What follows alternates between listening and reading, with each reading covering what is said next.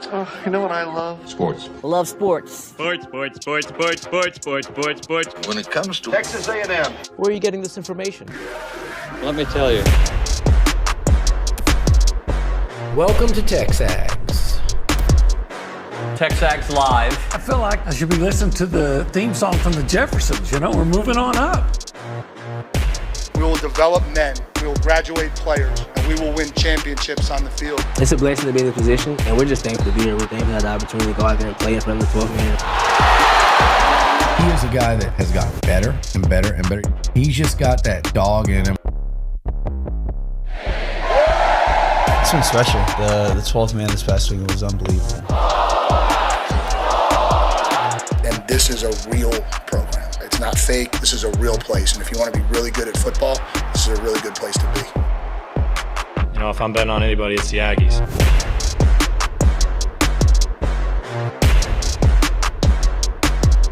So I'm thinking football. I'm always thinking football. I know you are. Spring game coming up. Apparently spring attendance this year down. Mm-hmm. You think that's a byproduct of anything in particular? Yeah, you know, I think gradually more and more people may start feeling disconnected from their programs more than they have. We talked about yesterday, you know, there's this tribal element to college football and sports because the players pick you instead of the team picking the players. And just, you know, the stuff like Nico Amaliva, stuff like that, I think is, but maybe fans are just wising up and they realize that there's not a lot of, there's not a lot of, you don't learn a lot from going to seeing the spring game. Sure. I told you, I think it was yesterday, maybe it was last week, that I enjoy the idea of the spring game. Mm-hmm. I never leave satisfied, but I do enjoy like, hey, I like the idea of going, being at Kyle Field, watching some guys that I haven't seen a lot of. Like there's that part, but then I always leave like, did I really learn anything? And that's okay. Like I understand it is what it is, but I think what you said is the truth, that people are wising up, and also people are realizing like there's not the same community that it was just 5 years ago, because I do think NIL and dollars have changed a little bit of the relationship between the fan, the program, and the player. Yeah, and you know, and I've said it before, and I'm tired. I know people. I'm tired of saying it, so I know people are tired of hearing it. But college programs, including A&M, they take advantage of their fans. They raise ticket prices. They charge you for, you know, everything they can get out of you. And at some point, yeah, you're always going to look forward to the season because the games matter and they're going out and they're representing your university. But at some point, enough's enough. And I think, you know, I assume that you can get into the spring game for free, but you've got to, if you're not here in College Station, you've got to, you know, plan that trip. And is it worth it? So it got me thinking this morning, and actually on the drive to work this morning, it kind of fit with the thing I already had planned this morning for the show. Quarterbacks that A&M is going to face this year, not a lot of experience, right? They're taking on a lot of quarterbacks who are either transferring to a new program and maybe didn't have the success that they thought they would have, or they just have very limited experience. I'm going to go through some of it. Kind of went through, and the team in the back put some numbers together. Some of these games, I don't think matters that much, but I mean, from the quarterback perspective, we'll go through it. UTSA to open up on August 30th. Owen McCown from the famous McCown family. I forget whose son he is. He was at UTSA. He's at UTSA. He transferred from Colorado. He's started every game for UTSA. So for Colorado last year. No, he did not. Oh, that's wrong. I don't know why it says for UTSA. So he's the starter. And I'm not worried about that game. I kind of want to get to the games of substance, but I'm just going to at least tell you the quarterbacks. Apparently, Spencer Petras is supposed to be the Utah State quarterback. Okay. But now the ones that we want to get into. I heard a conversation on the way to work today from a Notre Dame insider on Cannell and Dusty's show. And basically, Marcus Freeman wants to have 2 quarterbacks for August camp. He doesn't want a 3-way, so somebody could transfer. And Steve Angeli might be that one who transfers because apparently Kenny Minchie, had a really good spring game. CJ Carr seems to have all the tools. Angeli had the great half in the playoffs last year and a great drive to come back in. But it looks like it's been a musical chairs throughout spring, at least according to this insider, that he wouldn't be surprised if Angeli would be the one that left. But Angeli apparently last year said he would cut off his left arm to be the starting quarterback at Notre Dame. So, well, I hope he throws with his right then. Yeah. Or actually, when he plays A&M, I hope he throws with his left. Yeah, I mean, I'm not close to the program. Angeli looks like a good, solid quarterback. Maybe the other guys have higher upside. Yeah. Carr, 5-star recruit, Angeli limited in-game reps. So that's a little bit for Notre Dame. Auburn. Got the guy from Oklahoma. Jackson Arnold. Okay. Yeah. And, they're replacing a guy who did pretty well for them last year. But against A&M. Against A&M, Peyton Thornton. But Jackson Arnold coming in there, the other quarterbacks on there, Deuce Knight and Ashton Daniels. Yeah, I don't know why you bring in Jackson Arnold if you don't intend to play him. And I was underwhelmed by him at OU. Mm-hmm. Now, did they have a... But quarterbacks get better with Lane. They do. But that's Freeze. Sorry, yeah. Where's my brain? Sorry. Yeah, Freeze. Yeah. But they typically he's a good quarterback. He's a good quarterback coach too. And he has much better receivers to work with than he had at OU. Yep. So we'll see about him. Mississippi State. Blake Shapen, who... Back from injury. Who is a good quarterback, did not play much. Good. Ran the ball okay. Yeah. Yeah, I mean, I don't think he's anybody you're going to go into the game going, oh my gosh. No. How are we going to deal with Blake Mississippi Shapen? State, right? Right. This is not Mike Leach's Mississippi State. So we go to Florida. Unfortunately, it's not, what was the guy's name? You talking about Michael Van Buren? No. I'm talking about the coach with the Latin last name that was the coach after Leach that they had to fire after 1 year. Zach Arnett? Arnett. Yeah. Well, that's not Latin. No. I don't know. Anyway, and I believe he just left whatever program he's at right now. But moving on. So Blake Shapen. I'm not worried. So far, there hasn't been a quarterback on their schedule through October 4th that I'm scared of. Right. I do understand that things develop, right? But just so far, you're not taking on the Bryce Young. A&M has the better quarterback in all the matchups so far. So far. Now, here's one we'll see. October 11th, DJ Lagway, who has not thrown a pass. Well, maybe he's thrown a little bit, but he's been very limited this spring because of his throwing shoulder. And I think he is dynamic. Good quarterback. I love watching him play. Should be here. Jimbo screwed that one up. Hey, Marcel beat him last year. Of course, he wasn't the starter. Look, Lagway, I have a lot of respect for. So that's going to be a test if he's healthy. Arkansas and Taylon Green. Nice quarterback. A&M played him last year. Yeah. They had pretty good success. He's very nice. All right, let's move on to October the 25th. Okay, let's do it. At LSU. Same guy. Nuss, who I've said many times on this show, was fantastic in that first half. Yeah. And pretty awful in the second half. Well, he got pressured a lot. He didn't get pressured much in the first half. By the way, I saw that Will Campbell. Yeah. I saw one mock draft has him as the 10th player taken in the draft. They got to replace that. Yeah, as well as Emory Jones, who I think the draft might have had him as a third-round pick. Yep. Yeah, they're not going to be as good in the offensive line. Not saying that they're going to have a bad offensive line. I'm going to say they're not going to be as good as they were in the offensive line last year. Garrett Nussmeier, he can scare me. Can. Yeah. I think he can throw some darts. I think when he's not pressured, he's a quarterback that can beat you. And we have questions about A&M's defensive line. We do. But there is not a quarterback. Now, although I've seen a lot of people say he's an NFL level quarterback. Yeah, well, is he a starting NFL quarterback? Well, that's a different question. That may be a different deal. Missouri. Okay. Mizzou. Drew Pine, maybe? No, he left. Did he? Drew Pine left, I believe. See, I missed that. Fact check that, Reed Neal, but I'm pretty sure Drew Pine went in the portal pretty recently. So I have to admit, I don't pay a lot of attention to Missouri. I have here projected starter Bo Pribula.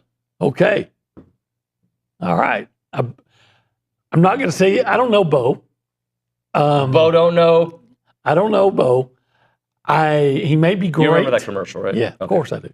He may be great, but I'm going to go on a limb and say he's not going to be as good, at least next year, as Brady Cook was last year. Brady Cook was really He was good. a good quarterback. Drew Pine just recently committed to Bowling Green. Okay, so he did just transfer. recently got into Yeah. Okay, missed Yep. it. Yep.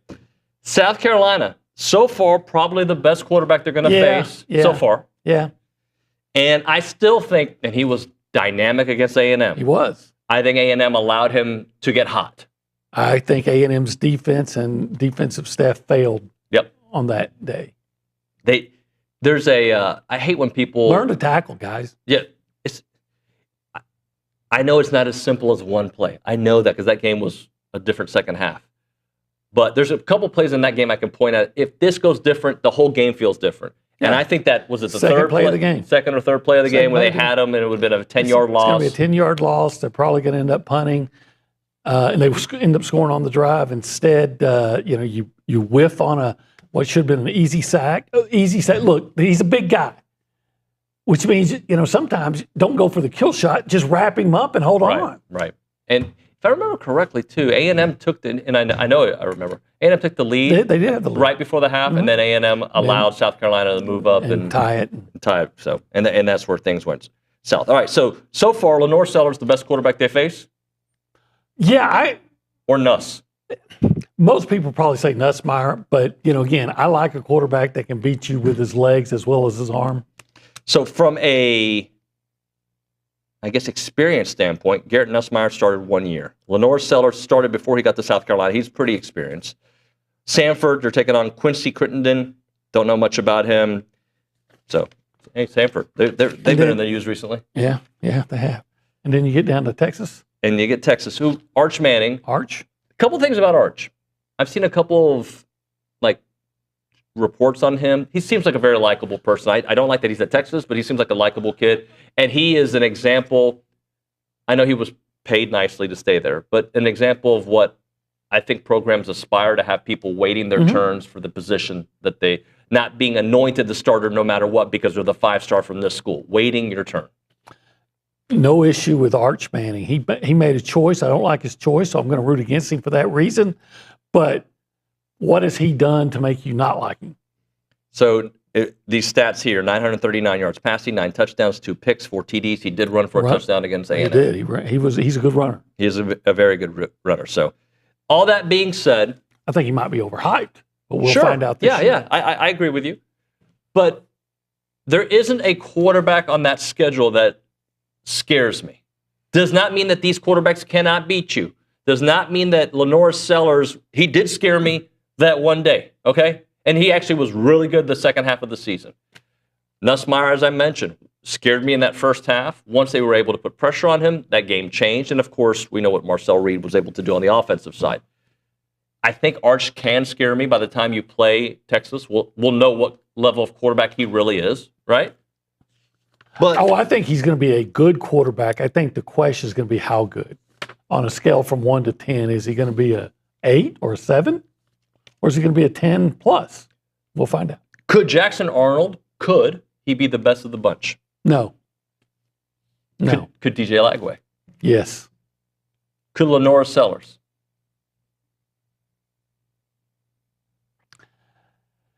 Lenore's, like I said, I like a quarterback that can beat you with his arms and his leg. Mm-hmm. And he did it mostly running, with the exception of A&M. Right. He was not a dynamic passer, as I recall. But, yeah, I guess he could if he improves some as a passer because he's proven as a runner. Could Arch be the best quarterback they face? He could. Yep. Taylor Green? No. I agree. And that's not a knock on Taylor. Like we said, he's a good, solid quarterback. He can beat you, right? Yeah. Do you think Taylor Green and Marcel Reed are same level? I think Marcel Reed has a much higher ceiling. Yeah, I agree. Much higher. Quite frankly, I think even last year, I think Marcel was a better passer than Taylor Green. Where would you put Marcel? I think Taylor Green had better receivers to work with than Marcel did. Of the 16 more than likely quarterbacks, because I know Marcel split time with Connor, and there's Yeah. other situations like that. Was Marcel 10, 11, 12 in that range? Without actually having like the full list in front of you, but like if Nico was considered 8th. I'll tell you this, and call me crazy if you want to. $4 million Nico, I would take Marcel Reed today over Nico. And Marcel's only started So in Tennessee, 8 games. by the way. Yeah, well, I see Marcel play, and I say, yeah, that guy has to get better. He's got to get more experience. My biggest issue with him is sometimes he misses the guy who's open. I don't mean he misses him because he threw to the open receiver and he overthrew him. A lot of quarterbacks, I mean, that happens. What I'm saying is there's a guy running wide open and you don't see him. Yeah. That comes with experience. So, he's got to get better with that. Marcel's potential upside, okay? Potential upside. When he's at his best, is he a top 5 quarterback? I think he can be. The way he played against LSU, one of the 3 best quarterbacks in the league, right? Yeah. If you want to put it on that game against LSU, or even I'd say Florida. I thought he was fantastic. He was his fantastic. first start. Now, were there his worst games? What were his worst games? Worst games? Well, Texas, he didn't play particularly well at. I thought he played well against USC, with the exception of one pass where he should have run for an easy first down. I'm trying to think his worst games. Had to be Texas, right? Yeah, but and yet they were in position. I don't think he was great in the Bowling Green game, if I remember correctly. He was great on the first drive, and maybe to close the game. And they kind of I'm trying to remember now because he didn't play against Missouri. Came in at a half. Auburn, he put up some numbers at the end. He did. He had a really bad fumble when he just took his eye off the ball, right? Remember? They're going to win the game. But, even it took him a while to get going against Auburn. I do remember it was the thing I love about him.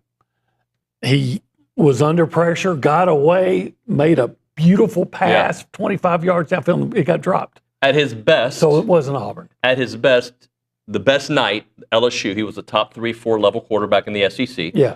And at the median, his average, probably anywhere between 10 and 12 I would say. And that's unscientific without ranking him. I'm just saying. I remember against Arkansas, I think it was the first play of the second half, he threw deep for Noah Thomas, and it should be a 75-yard touchdown. I think he overthrew it by like a foot. Yeah.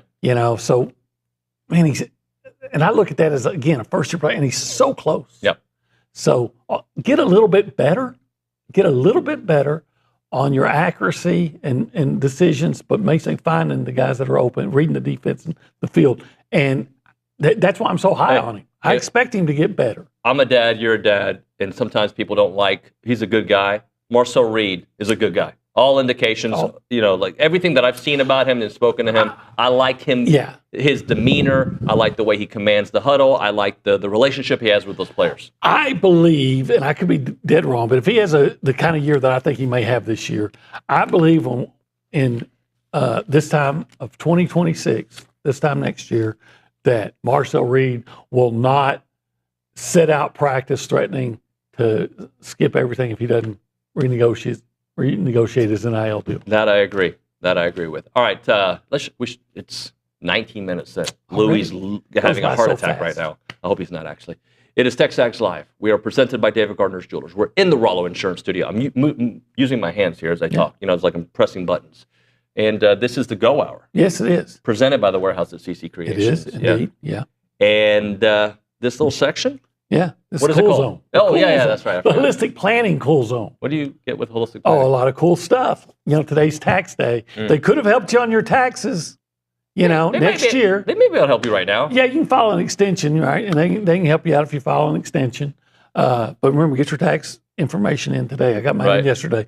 But they're also going to help you with your estate planning when you're an old geezer like me and you're looking at, you're almost to the end of the road. You can say, okay, I'm going to have some money to enjoy myself, to partay in my old age. Yeah.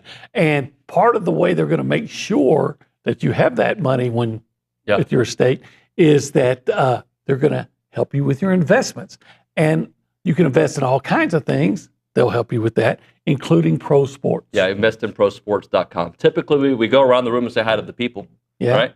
But let's do that on the other Other side because side. we're so late. And I hope we come back with one of your favorite songs, End of the Road by Boys to Men on the other side because you just mentioned at some point it'll be the end of the road for all of us. I hope we listen to that song on the way back. I know it's one of your favorites. Yeah, I've never heard of it. I've barely You've heard of Boys definitely- to Men. Boys to Men. ABC, BBD, the East Coast Family. No. No? Doesn't ring a bell? No. Oh. Anywho, what about this? What? 1775. Oh, now I've heard of that. Okay. Yeah. That's the beginning and the end of the road, Yeah. right? Man, I'll take my boy out there, and that'll make you a man. Eating at 1775 with all that succulent brisket. You know I love it. And that jalapeno cheese sausage. You got to be a man to eat that. You can be a woman. Yeah, you're right. You can. Those pork ribs, man, I love them. Hey, by the way, somebody tweeted at us this weekend that they went. And they said They said, okay, I was checking out 1775. They didn't say it in that voice. I was checking out 1775, and I wanted to see what the hype was about. You were right. Yeah. The queso mac and cheese was the bomb.com. Yeah, this guy went in as a boy, he came out a man because at 1775, man, that's a grown man's barbecue joint. They're open Thursday through Saturday, 11 a.m. until they're sold out. 8203 Redmond Saucer Parkway in College Station. Call them up, 979-492-6241, or visit them at 1775txbbq.com.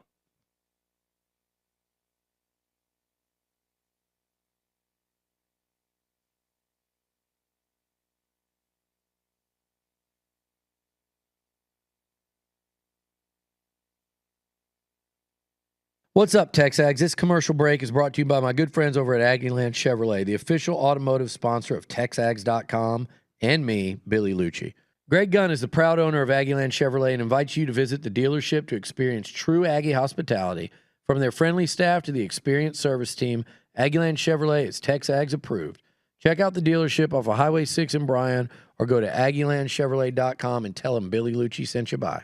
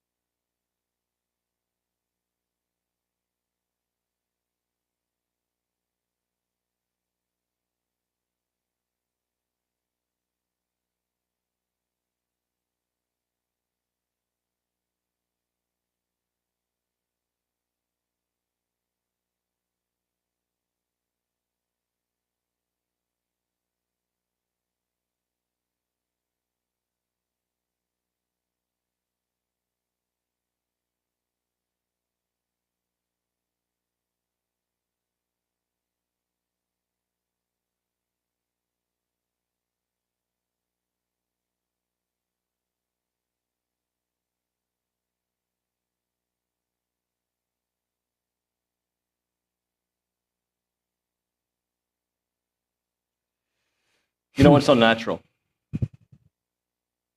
You belong to this show, OB. You know, I got to admit, I got to admit, after hearing that, I have to admit that I would never listen to that. Because the first time you hear it, it's so good, you can't match that. No, to me, that's soy boy music. Pardon? Soy music, you know? What does that mean? It's kind of beta male music, you know? Beta male music. Uh-huh. I mean, you know, give me Twisted Sister. Uh-huh. You know, we're not going to take it anymore. And give me Guns N' Roses. And then Tom Petty, you know? Okay. And, you know? And a lot of Nick's playlists. AC/DC? Yeah, like biting bats' heads off. I don't think I would have led with Twisted Sister I there, like that OB, song. I like that song. that's We're not okay. going to take it anymore. That's okay. And can you name another song from Twisted Sister? I Want to Rock. Okay, that's a good one, yeah. Those are the only two I know.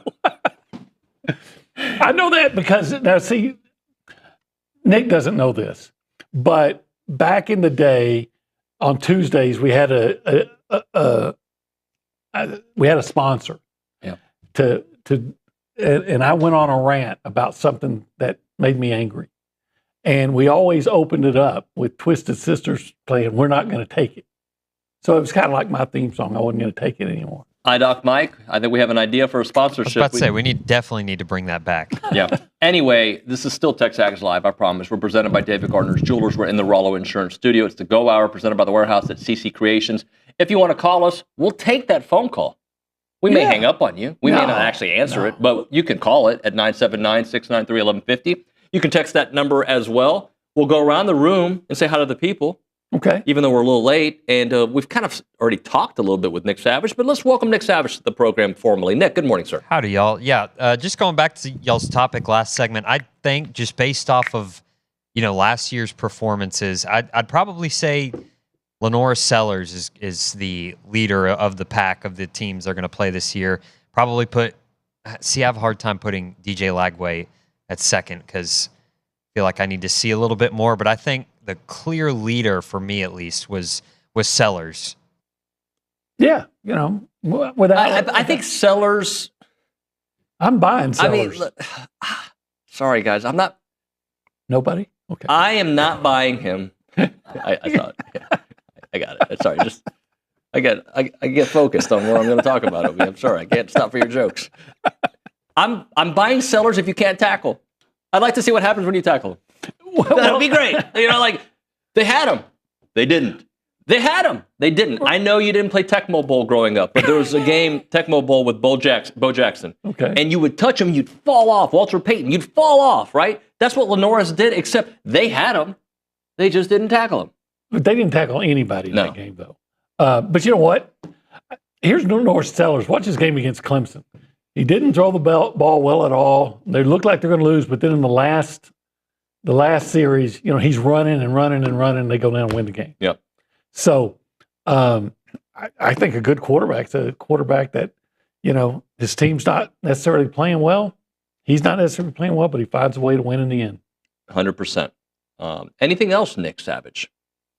That's all I got for y'all. Oh, man, I wanted more. Anyway, we're going to do the performance of the week. We're going to integrate the Angry Elephant News and Social Center. Reed Neal, what up, buddy? Morning, guys. We'll get your insight on some of the sports. OB, who do you want to nominate? Reed Neal kind of has a Lane Kiffin look about him.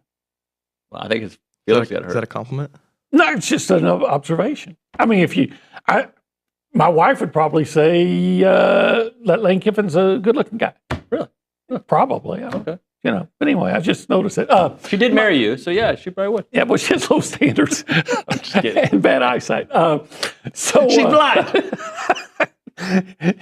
Yeah, we went on a blind date. Her seeing eye dog kept trying to bite me. My performer of the week. Is that where we are? Yeah, let's do it. Caden Kent. Caden Kent. Clutch Kent. Clutch Kent. I like with that. With a K. Yeah. Clutch. Well, Caden's with a K. Yeah. Clutch Just Kent. I'm not going to go the same. Yeah, I know what you're going to do. Yeah, good move. Look at this grand salami. Boom. It's out of there. All right. Chris Berman. Boom. Boom. It's out of there. Back. Yeah, Caden Kent. I mean, Blake Benderup had a great weekend, too. 3rd career walk-off and 4th career grand slam. 4 Grand Slams. Yep. I know he had one against LSU, Oregon, and that one. What's the other one? Do you know? No? Okay.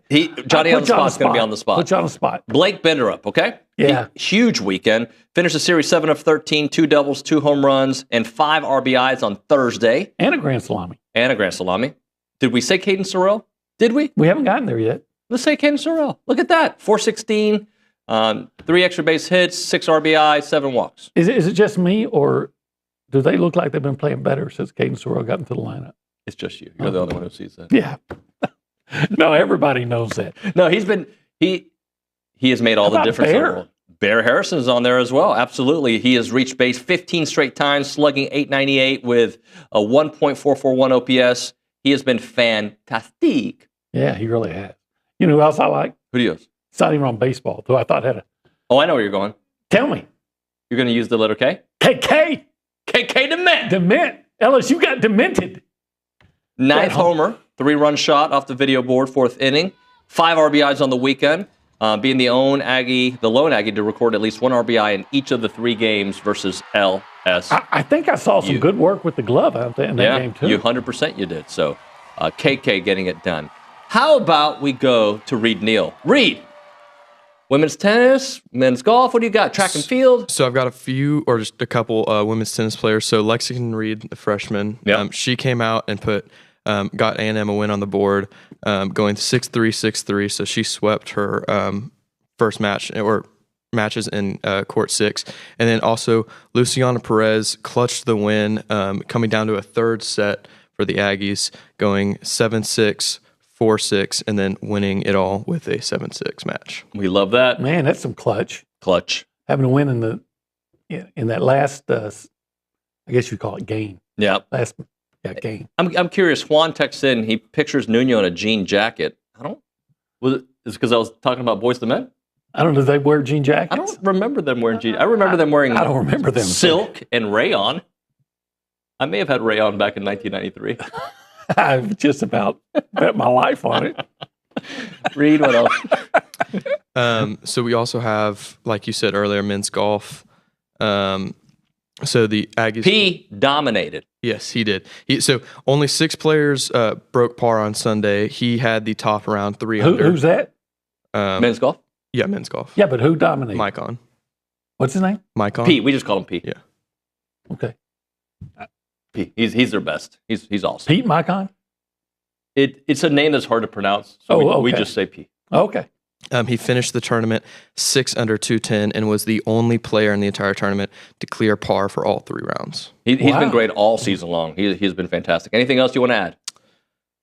Track and field had a great weekend. I think we have that on the rundown. OB, you actually brought it to our attention. Sofia Yakushina set the NCAA freshman record in the women's heptathlon, 6.26 points on the day at the 44 Farms Team Invitational at EB. Yeah, not the A&M freshman record, the NCAA freshman record. How about that? I can see you in the jean jacket, by the way. Billy Jack, remember that? Are you old enough to remember the movie Billy Jack? No. Is that from the 70s? That'd be right up your alley. Was there fighting and death? Yeah. Oh, I'm in. Tell me more. Yeah, he's kicking people. Oh, so far tell me more. Yeah. Oh, yeah. So, and he wears a jean jacket. Okay. Yeah, I wasn't a big jean jacket guy. I remember. But I think if you watched Billy Jack, you might. Tell me an actor that's in it. Well, the star's got him Tom Laughlin. Oh, Big Tom? No idea. But that was the only thing. I have a problem with old movies. Howard Hesseman's in it. Oh, who's that? He was Dr. Johnny Fever on WKRP in Cincinnati. Oh, that show I do know. Yeah, I do know. I don't know who Dr. Johnny was, but I do know the show. OB, I have a problem with old shows. Old shows that I watched as a youngster, I have no problem with. It is hard for me to watch old shows that I didn't watch. Okay. For instance, The Godfather, I don't care if it was made in 1910, 1822, the greatest cinematic experience of my life. Yeah, okay? It's tremendous. And the book is too. And I actually read the book. Yeah. They're fantastic. I can't watch Casablanca. I've been told I'd love it. I'm too far removed. Okay? I've watched it. Yeah. I liked it. Okay. I'm sure it's really Godfather good. blew me away, though. Casablanca did. There are certain movies that were made a long time ago that if I didn't watch it as a kid, I don't know if I'm interested in watching now. Okay. All right. Is that fair? Yeah. Ben-Hur. No desire at all. Okay. Name another one. Gone with the Wind. Zero desire. Never seen it? Never. True Grit, loved it. Which one? The original. Oh, John Wayne. Yeah, because my dad would have it on. You know, there was a time. I actually saw the newer one too. There was a time when if you said you didn't see Gone with the Wind, I would have thought something was wrong with you, and I would have highly recommended. But frankly, I don't give a damn.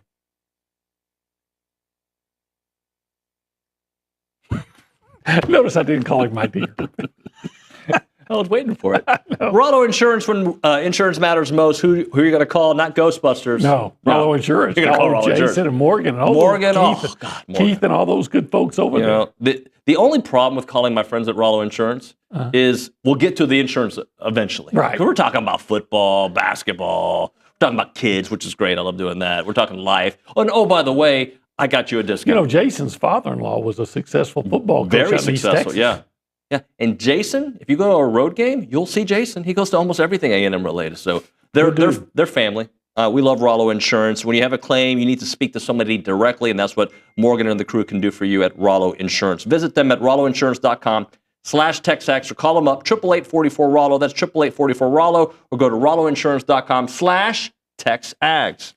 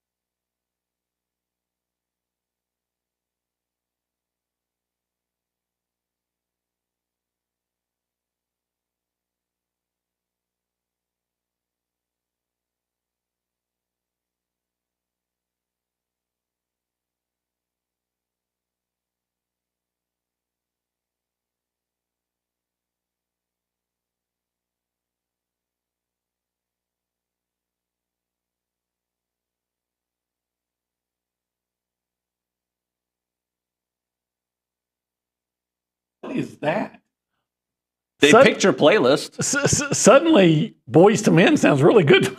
Which one is this one?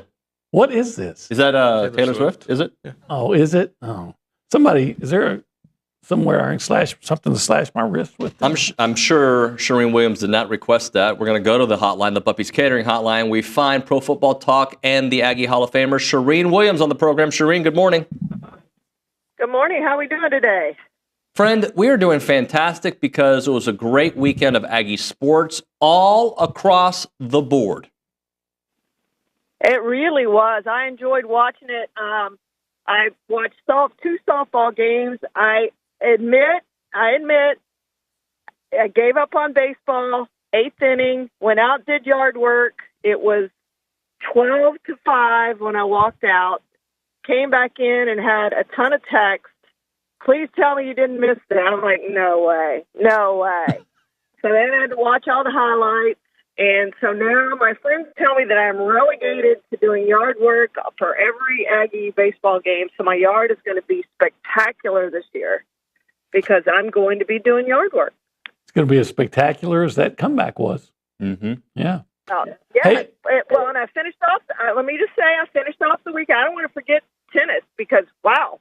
I finished off the weekend watching Perez's 3rd set, and it was dramatic, and I was nervous, and it looked like she was losing it. And I was like, oh, my gosh, is she going to get the momentum turned back around? Because she was up 5-2, and now it's 5-5. And she sure did. Won that tiebreaker pretty nicely. And so that was fun to see them celebrate. So, yes, just a great weekend. Track and field did great. Great weekend all across the board. You think Georgia's had just about enough of Texas A&M tennis?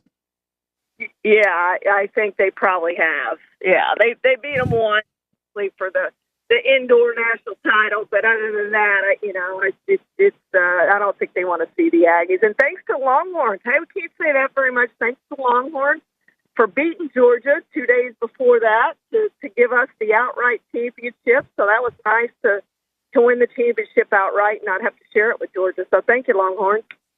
Charean, is Cam Ward going to be the first quarterback taken?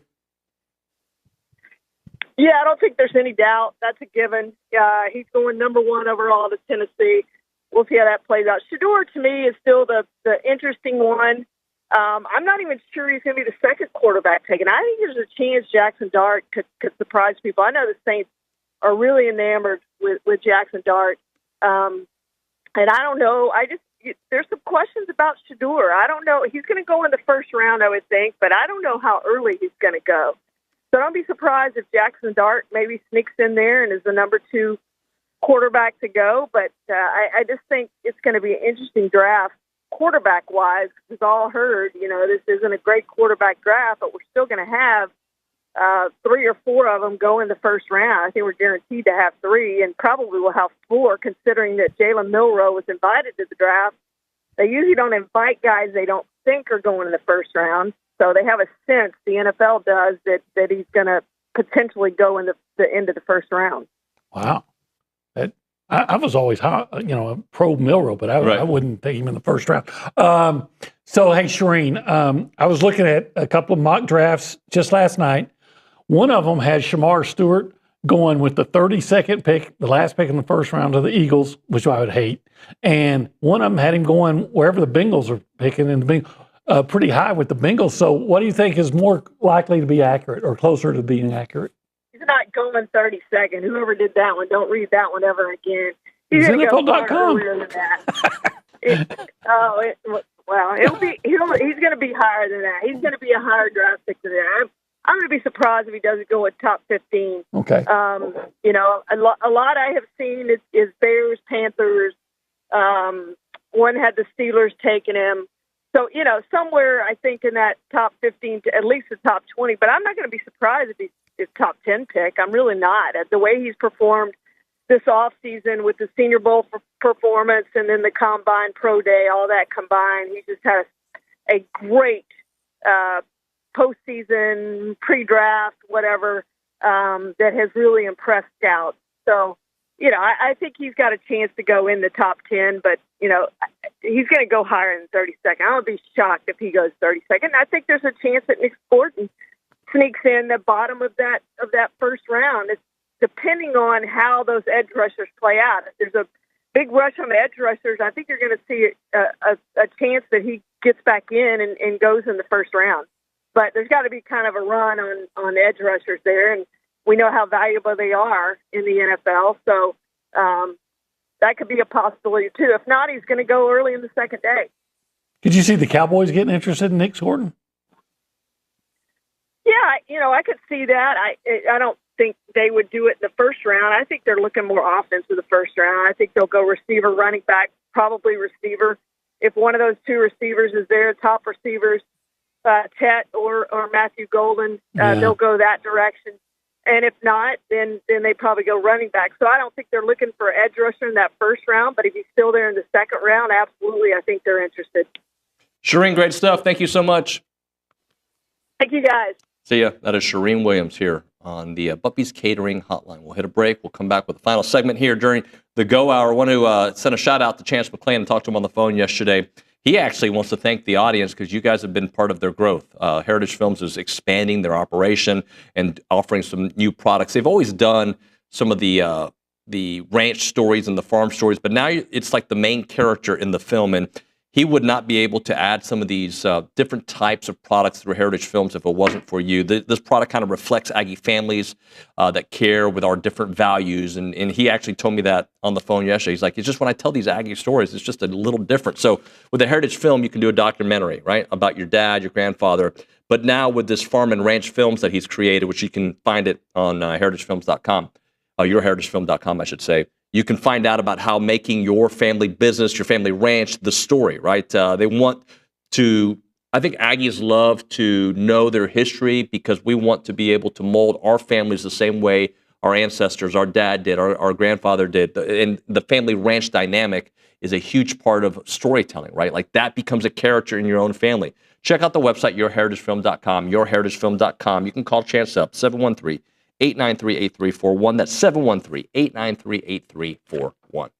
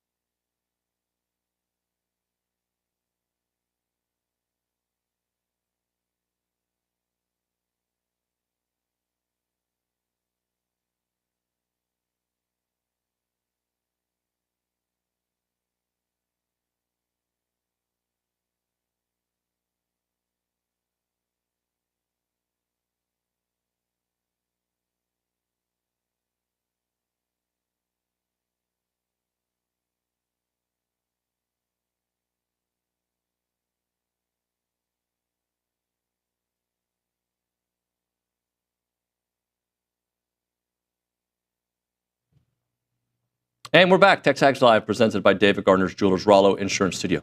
A couple scenarios about the Nico thing. All right. What has to happen for the good of college football is for Nico to have to go somewhere and swallow his pride that doesn't have a lot of NIL, okay? And maybe they're not very good, right? That to me sends a message across college football. The worst thing that can happen is a team like, I don't think this is going to happen, by the way, Notre Dame, who has questions about their quarterback spot. And I don't think Notre Dame is interested in Nico, okay? Calls Nico and says, we'll give you that $3 million a year to be our quarterback. You'll get that raise. And by the way, we were just in the championship game. We think you're better than Riley Leonard. Come on over. That could be the worst. And I'm not saying Notre Dame would do that, but a team like that, a team that is maybe in transition and they feel like they're a quarterback away? Yeah. And it would have to be Big Ten. It would have to be Notre Dame. It would have to be maybe the Big 12. I don't know. I'm trying to think who that team would be.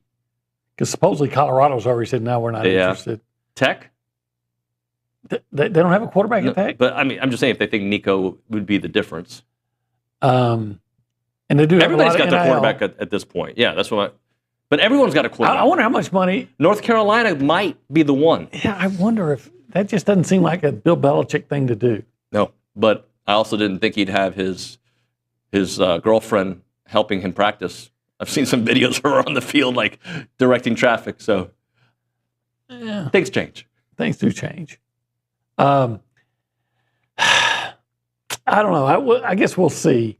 But you agree with me, though? Like, that could be the worst thing for college football. Look, I've never cared either way about Mario Cristobal when I became a fan of his when he said, if you're going to do that here, we're not even going to play that game. Who's better, Carson Beck or Nico? Carson Beck. You think so? Yeah. Nico is not that good. Carson Beck isn't either, but Carson can throw the ball. I think Carson would have the wherewithal not to run out of bounds on the last play. Yeah. Just stay off Snapchat. He's Carson. not that good. Even Paul Feinbaum said that. Yeah. Look, I think he's Nico. another DJ Ugalele. In fact, aren't they related somehow? I think they're cousins. I've seen Nico in interviews. He seems like a nice kid. Yeah, I've been hearing it's more of his dad. His dad telling him what to do, so he's doing it. Look, sometimes, kid, you got to be your own man and say, "Hey, Dad, look, I'm fine with the $2.7 million." Mm-hmm. By the way, if you got $2.7 million, you could spend $100,000 a year and not have to, for 27 years, right? And you're going to walk away from that because your dad doesn't. I think he's not. I think he's going to end up getting less money and having to go somewhere else. We have just about 20 seconds left on the show. I wonder if he had a couple of suitors that he had been talking to already, but it doesn't feel that way because we would have heard it by now, I think. I guess we'll find out tomorrow. Tomorrow when the portal opens. Portal opens, yeah. Opie, thank you, buddy. You bet. More boys to men, all right? I don't think so. Okay. When we come back on TexAgs Live, Josh Pate, he's got a take next.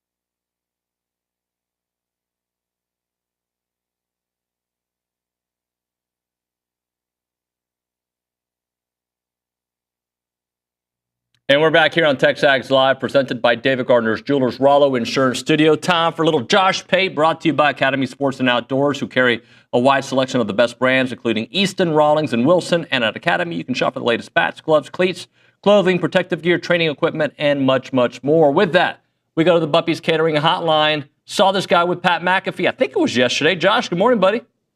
It's been a busy week.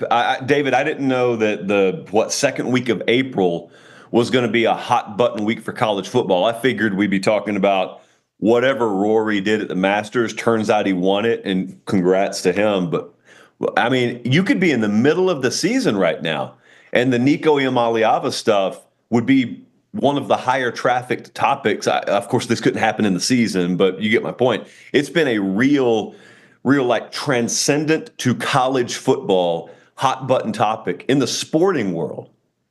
Well, Josh, I want this Nico situation to be a point that actually moves the needle instead of talk, right? So much talk. Look, this is not a shot at Nico himself, although he has to share some of the blame, but his representatives, who I think have pushed him down the wrong path. But for all of college football, somebody stand up, be a leader, and make some changes. And I think the best thing that can happen is for Nico not to get paid and to go somewhere and just kind of fall out of favor. That's what I think needs to happen for college football, so others don't follow this same path. You're talking about collateral damage, basically. Mm-hmm. If bad things happen to one, but it's for the greater good of the whole, then that's classic collateral damage theory. I agree with you. I've thought that way for a while. I told you, I think the last two times we spoke, we've gone down this road in some form, and I'm going to go down it again. I have stopped caring about any individual in this entire deal. I've just adopted the mentality that every opinion I have is going to be aimed at the best interest of college football.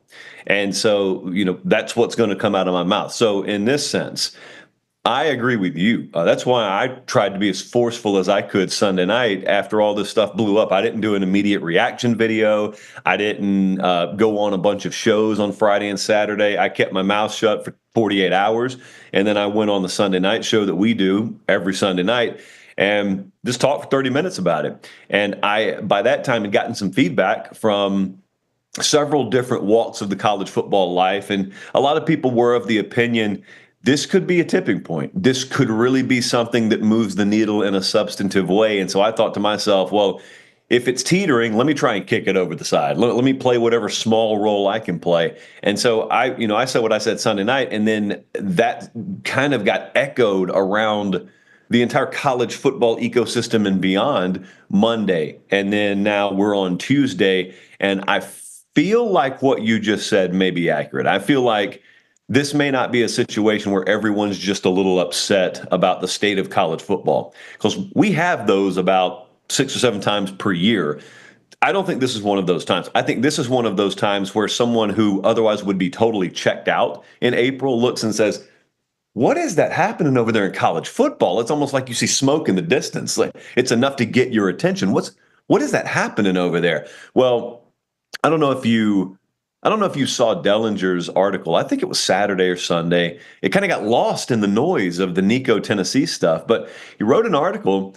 He's about as plugged in as anyone in Washington, D.C., overlapping with college sports. And he said, lawmakers in a bipartisan nature feel like they're as close as they ever have been to getting some kind of limited antitrust exemption for college sports. Now, if anyone's listening right now and rolling their eyes, you should be. There's no reason we should ever be in a position where federal intervention is the only hope left for college football.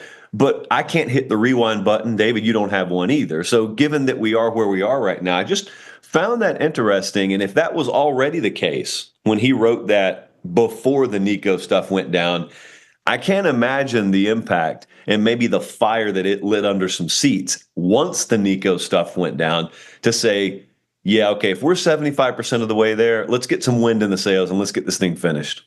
You're at a point that I think somebody, maybe it's Greg Sankey, actually has to be a leader and has to call all the other commissioners, all the other presidents, and guys, we've got to all be on the same page, because I think the SEC, who was trying to do what's right for college football, is at a disadvantage when Nico can leave for another conference and make the Big Ten better, make Notre Dame potentially better, and nobody's kind of playing with those same rules. Yeah, here's what I wonder. And I don't know this. I'm not wearing my legal hat because I don't have a legal hat. But it's one thing for a conference to have that rule.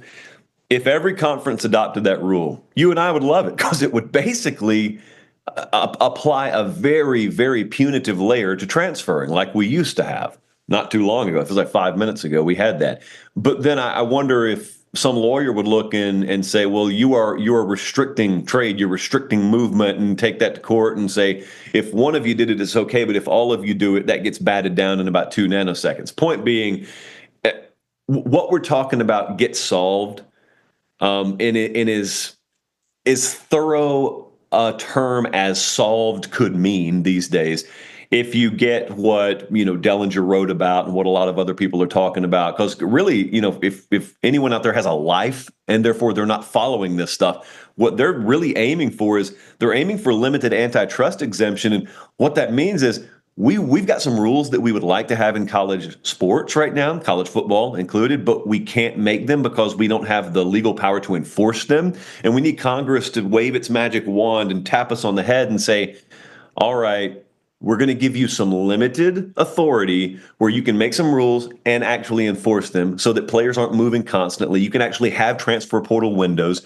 You can actually absolve NIL being what it is right now, which is pay for play. And you can actually police that where if someone does it, you can get them in trouble instead of them just threatening to sue you. And, oh, by the way, your players don't have to be employees. That's really what they're looking at right now. We'll see if it happens. Yeah, I'm just at a point, I look at spring game attendance being down, and that's not necessarily a barometer of people's interest. I think it is. It certainly could be, right? Like, if you see these, the sand in the hourglass, and you're just losing a little pebble here and there as the time goes on, eventually, the comparison I've been using is, does college football become the NBA? Which, of course, there's diehards that still watch the NBA. It's not the NBA I grew up with. Yeah, it's very important to note that there's always this zero-sum ignorant mentality. Anytime you try and raise a valid issue about this stuff, someone in the corner who wants to sound intellectually superior to the room is going to say, well, you'll still watch this fall, or, well, people are still watching. And I think you and I have discussed a couple of times the proper metaphor there. So it's twofold here. Firstly, I go back to the Mississippi River metaphor because I think it's been the most effective one I've used. If you live in New Orleans, I live in St. Louis, and I poison the Mississippi River in St. Louis on Monday, you're not perishing in New Orleans Monday night. It takes a little while for that to be downstream and the effects to be felt of it. It's the same thing with viewership habits, not just in football, but anything. You could have the most disastrous script imaginable on your favorite TV show. If you've been watching it for 13 seasons, you're not tuning out overnight. They're not cratering overnight, but they did set themselves on a course that begins that process. Well, similarly here, you just made a really good comp about the NBA. That no one here is suggesting there's a world where anyone in totality would ever stop watching college football. There is no world. But what happens if 35% of the audience gets shaved away? Mm-hmm. It would suck for you and I just on principle, but I also want you to think, you don't really care about how David and I feel. Think about it from the standpoint of what we're arguing over right now. Everyone's arguing over their slice of the revenue pie. Well, the problem there is, all the noise notwithstanding, one thing it assumes is that that pie is fixed pie mentality, fixed pie theory. And that is, well, the pie is always going to be the pie. And so we don't have to really worry about whether it's going to be there. We just need to focus all our time, energy, and effort on how big our slice is going to be. Well, you could do that and then arrive at a conclusion and then look over and the pan's halfway as full as it used to be. And like, wait a second, that's not supposed to happen. The pie is just supposed to always be there. Or similarly, well, the audience is supposed to just always watch. None of this is supposed to matter to them. They're supposed to be sheep. They just show up every Saturday. Well, NASCAR thought that once upon a time. And then NASCAR found out, no, these are real humans with real interests and real decision making. And if you turn them off long enough, they could just walk away. And here's the thing, David, it's not a timeout. They walk away, then they don't come back. Well, I'll make a comparison to the movie theater industry, right? Like, people still go to the theater from time to time. I don't go like I used to. I'll wait for it to be on pay-per-view. I'll wait for it to be on Netflix or whatever. or if it's a movie I have to go see. Part of that was because we didn't have to go during COVID, and we kind of found a new way to consume. But the apathy, right? I don't have to watch every game. I don't have to go to the college football stadium. I don't have to go watch the NBA. I like baseball, but I'll wait till after the All-Star game to be plugged in. You don't want that to happen, especially with like my kids' age that, we grew up watching every Saturday. These kids have other things that are competing for their time. Yeah, and here's the other thing about any kind of younger member of a generation, 10-year-old right now. A 10-year-old right now will be a full decision-making adult in a decade or less. So by that time, if they're going to be a college football, like diehard P1 fan, they have to have had it ingrained in them what is great about the sport. A 10-year-old, a 5-year-old looks at it and says, the Sunday game, the NFL guys look like they're more talented than the Saturday guys. Why would I love the Saturday sport as much, if not more? Well, they have to be taught, and they have to be able to observe themselves what makes college football great. Now, you and I have been able to define that for a long time, but here's the problem.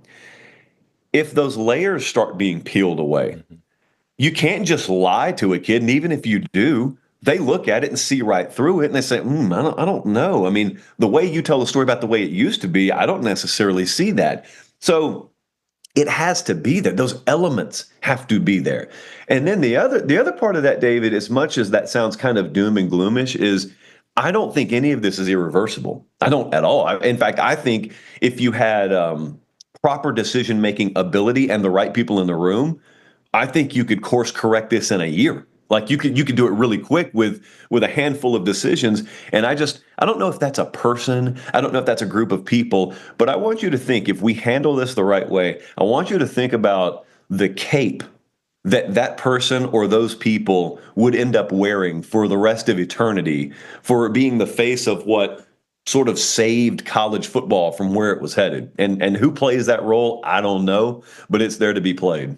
Josh, do you think Nico's camp misread the opportunities out there, or do you think he thought Tennessee was going to cave, especially with the timeline? Of course, they misread it. They misread it all the way back in December, and they continued to misread it. There are many, many different pitfalls to your dad representing you. That doesn't always mean that. I mean, look, Drew Rosenhaus could have a son. Well, Drew Rosenhaus would be fully capable of representing his son because he's a professional certified agent and can probably remove the emotion from the room. However, if you're dad first and representative second, then you've hamstrung yourself already because your emotion is involved. Not to mention your lack of experience totally in the space is involved. So I think they looked around, David, and they just assumed, well, I mean, he was a former highly rated quarterback, so he'll get paid. That's really probably the extent of their research. And I'm sure they reached out in a very, like hypothetical manner during spring. And I'm sure they got real hypothetical feedback of, we'd take a look at him or yeah, man, it's all hypothetical. Like if I'm Pate State and Arch Manning's people reach out to me right now and say, hey, would there be a market for him? Yeah, of course there would be. Now, Nico's not Arch Manning per se, but you get my point. Mm-hmm. They probably didn't even think Nico was going to be on the market. Like the feedback you're getting is all theoretical. And I also, sorry? Go ahead. I was going to say, I also think that part of the way they played it has also poisoned the waters as well. Like it's one thing for Nico to go in there because he's unhappy, but it's viewed as because he wants more NIL dollars. And that, I think, kind of poisons the potential landing spots. Well, those were also the terms in which he originally signed with Tennessee. So it was kind of known all the while that he's going to the highest bidder. He's not alone. There are a lot of kids like that. Okay, well, then he gets to Tennessee and he or his camp act in accordance with how someone who was for sale would act. And now, not only that, because at least if I know you're going to the highest bidder, I know what I'm getting. But if you're going to the highest bidder and I also have to deal with baggage around you, and you're not proven, like it's not a real high-level proven commodity yet. I'm still having to roll the dice on the production part, and it's already post-spring. I mean, most places out there have their situation figured out at quarterback that can afford it. And so you really, really limited the potential pool of candidates, even in a perfect world. But it's not a perfect world. They know they're taking at the very least a risky asset. And at the very most, they're taking an asset that may not pan out the way it was originally valued. So I don't look, I'm looking around at where he could go. I don't even know how long that list is right now. And at that point, you start asking yourself, could he just not play this year? Could he go sign with someone and just sit out for a year and then try and renegotiate his deal a year from now? I don't even know what all the options are at this point. Yeah, I was thinking like Notre Dame, they could use a quarterback because they're not completely satisfied with their room, but they're not going to go that route. I don't think it makes sense, right? So. And this late in the game. I don't think they will. Yeah. Yeah. There's just not a lot of options. I want to talk to you about something, not that I expect you to know everything about A&M's schedule, but Obi and I did a segment at the top of the show about the quarterbacks A&M's going to face this year and the lack of experience from all the quarterbacks they're going to face. And I just find that as does not mean anything. Like Lenore Sellers was dynamic last year, especially against A&M. Arch has the potential to be fantastic, but we've got a limited sample size there. Jackson Arnold, we can you look through this list and you're like, the Notre Dame quarterback situation we just talked about. Angeli played a little bit, looked nice, but he may not even be the leader in the clubhouse at Notre Dame. You look at the quarterbacks they're facing, Josh, and you're like, there could be an opportunity for A&M because there isn't anybody who's got this deep history of starting, and especially in the SEC, outside of Lenore Sellers and Nussmeier, and that's just a season each. Yeah, so I'm looking at it over here. It's from an opposing quarterback perspective, I'd call it a real high risk, high reward type of lineup. Because if you think about all these names I'm about to list, and you think about the best case panning out, Jackson Arnold could be what people expected of him out of high school. DJ Lagway could be what we saw towards the end of last year. Garrett Nussmeier could be the best guy in the league.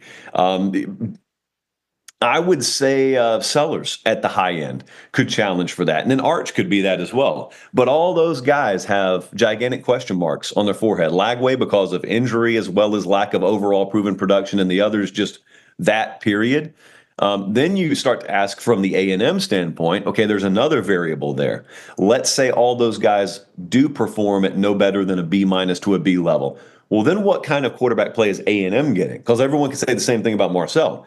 So if you combine one of those and then you say Marcel gives you B+ level play, you could literally go 10-2 against that schedule. You could go 11-1 against that schedule. You could end up being, I wouldn't say a shocking team, but a mildly to moderately surprising team in the overall landscape of college football. I think about that. The two things I look at is your experience at quarterback, and then also how much staff turnover, not just head coach, but beneath head coach, have these staffs had. Like I remember I was at Missouri last year sitting down with Eli. He said, yeah, hey, if I give you a stat, you promise you won't just go like yelling it everywhere? I said, yeah. And he showed me a chart of how much newness there was on the staffs that they were facing. There was like a specific data point that they were looking at. He said, I've never seen one of our schedules look like this before. We have never faced more new than we're facing. That doesn't guarantee anything, but he just kind of smiled. He said, isn't that something to pay attention to, don't you think? I agree with that completely.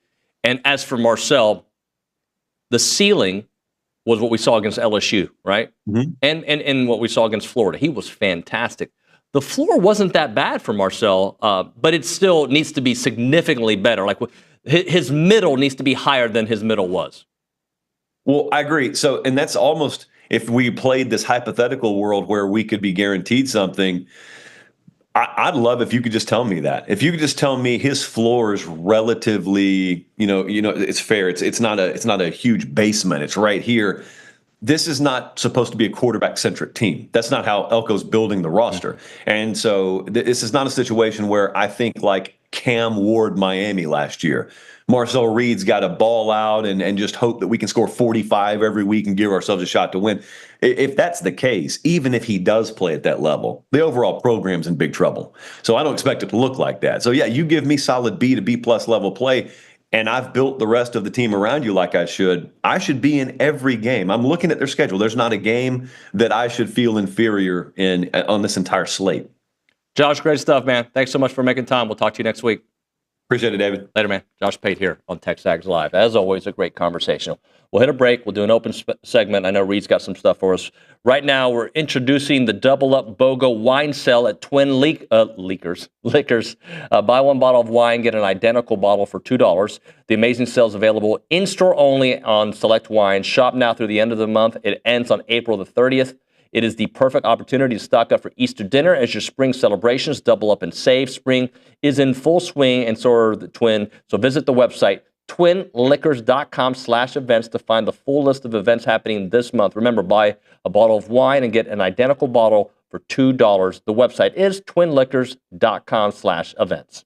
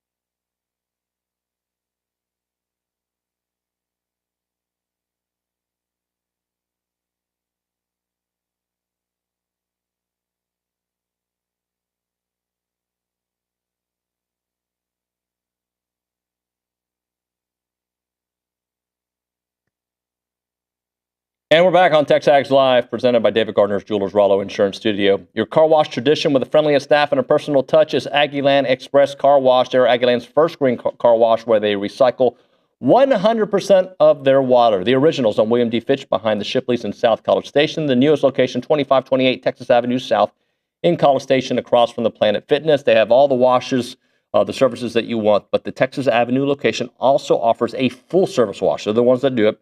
They'll take care of all the cleaning. They have 3 different levels of full service, and we're going to give one away. The first caller at 979-693-1150. We're going to give that away. That's a $40 value. Give us a call right now to win. It's Aggieland Express Car Wash, 2 locations. The newest one at 2528 Texas Avenue South, and the original on William D. Fitch. All right. I want to go to the Angry Elephant News and Social Center and talk with Reed Neal, because there's Matt Tackle had a question on the YouTube page, and I think it's worth discussing. So you're talking about the comment directed towards you? Yeah. Okay, so he says, Nuño, if you decided you wanted more money to sit behind the desk and Billy said no, would you think it right for others to say, I hope Nuño just doesn't get paid, blah, blah, blah? No, Same thing. No, I don't. But let me explain the difference, okay? To me, the difference is timing, all right? And if I did not show up to do my show, that's the difference, right? My job is to come do the show. If I, let's say it's the week of the spring game this week, right? This is perfect timing. And I, on Friday, tell Billy, hey, I need a 20% raise or I'm out, okay? First off, I don't think that's classy, okay? Ultimatums are not classy. And I try to handle things with class, except when I fight people. So I would try to do it with class. And if I said, if I didn't show up for work the next day, Billy should fire me. And also, any employer should take notice. And that should affect my market value, because I believe class matters. I think timing matters, right? There's no ultimatums. There's conversations, right? If I agree to a deal in December or whatever it may be, I hope that deal lasts more than 3 weeks, right? So no, from a college football fan perspective, I hope that the market dries up so others don't try this, because, all right, it's the day before the Texas game, and A&M's one of their star players like, I'm not playing unless you. I don't want to hold teams hostage for money. I think a fair conversation. That's why there needs to be guardrails. Do I blame Nico's camp for the way they're handling it? Absolutely. Do I understand where it comes from? Absolutely. But if I were to try that in my industry, and there's way more qualified broadcasters out there that Billy could get and take over this job, right? Just like there's way more qualified SEC quarterbacks out there that can take over for Nico. Now, it's a bad timing, and if that happened, Billy would have to, all right, Brody's going to do it. And some people say that'd be an upgrade, right? Or Nick's going to do it, or Reed's going to do it, or Kaylee's going to do it, right? You would have to hustle to get that position filled. The show would go on. It may not be as polished in the beginning, but it'll work its way through, right? Mm-hmm. I understand the whole free market thing. There's no doubt about it. But if we're talking about what's best for college sports, my kids should not be able just to leave in the middle of a season of their club soccer because they're not starting. That's it. I'm not going to show up to the game. I'm going to go to another club. I pay money to have them in these leagues. But there should be, I think class should matter when we're talking about the entire thing. And that was not classy. I understand the negotiation tactic. I understand it happens in the NFL. But there is no real contract with these college athletes. So they get a new deal in December. A few months later, they hold out. That's not the way it should be. So Matt, I understand your question. And I think others understand it. But if I handle things like that, I don't think I would have a lot of suitors. I'm not the best product. Could Josh Pate, who many recognize as the voice of college sports, if he got a new deal from CBS, which I think he did a year ago, and then 3 months later is like, I'm not going to do my show unless you double my salary or give me $2 million more. He's pretty qualified that somebody's going to he's really good. Somebody else is going to give him. But eventually, like Skip Bayless, you run out of options when your act goes thin. Mm-hmm. I'm answering you like you're the one who asked. Matt, I'm going to look right at YouTube and tell you the answer. That's how I see it. Mm-hmm. Let's try to get an update on women's golf. So women's golf. So we are in the So we are ranked ninth right now, 4 over 284 after the first round, which was yesterday in the 2025 SEC Championships. Bravios led the charge, shooting 2 under, and then she had 1 bogey on hole number 16, but hold birdies on holes 1, 7, and 17 to get under par. All right. Well, overall, where are they? Ninth. Okay. All right. Long way to go. Let's do this. Let's hit a break. On the other side, we will talk to Boomer White. We've got some Aggie baseball to talk about. Good vibes, good times. Let them keep it rolling. Hopefully they keep on rolling through Arkansas. Right now, though, if your car was hit by the recent hailstorm, don't trust an out-of-town pop-up tent with your car. Trust a locally owned and operated business. We're talking about Classic Collision and Restoration, who specialize in paintless dent repair for that hail damage. So those out-of-town pop-up tents, they're not good. I mean, they might feel good when they call you, like, hey, we got this, but then they're gone. And when they're gone, I had an accent there. When they're gone, like when you need help, like, hey, man, this trim fell off. This doesn't look exactly the way it's supposed to. Who are you going to call? You can't call them because they're gone. They're out of town. They're not going to come back for you. You should call somebody who is in town, who will take care of you, keep your business local, but also somebody who stands the test of time, because for over 25 years, Classic Collision and Restoration has brought cars back to their showroom form. I'm telling you, you're going to love it. And you don't just get your car fixed, you're going to get it restored with Classic Collision and Restoration. Aggie owned and operated, Doug Leopold, class of 93. Call them up, 979-779-8399, or online at classiccollisionrestoration.com.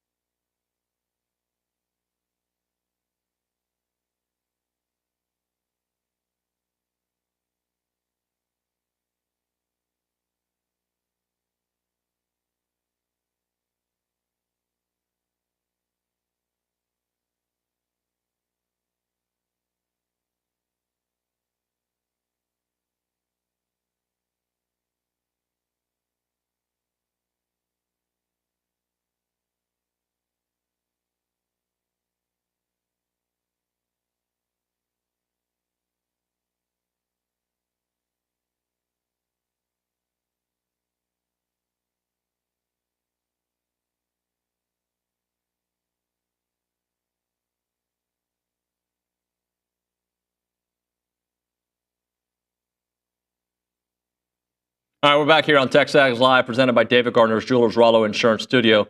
Let's go to the Buppy's Catering Hotline, talk to an Aggie great. Boomer White on the program. Boomer, good morning, sir. Good morning, David. How you doing this morning? I'm good, man. So it's interesting.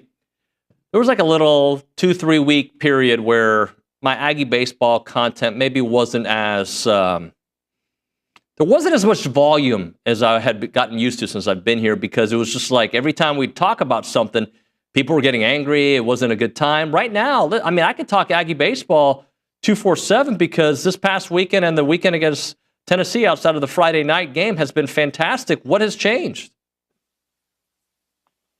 Man, I think it's I attribute it about 80-90% confidence. I think I don't think our team's gotten magically better as far as their talent level.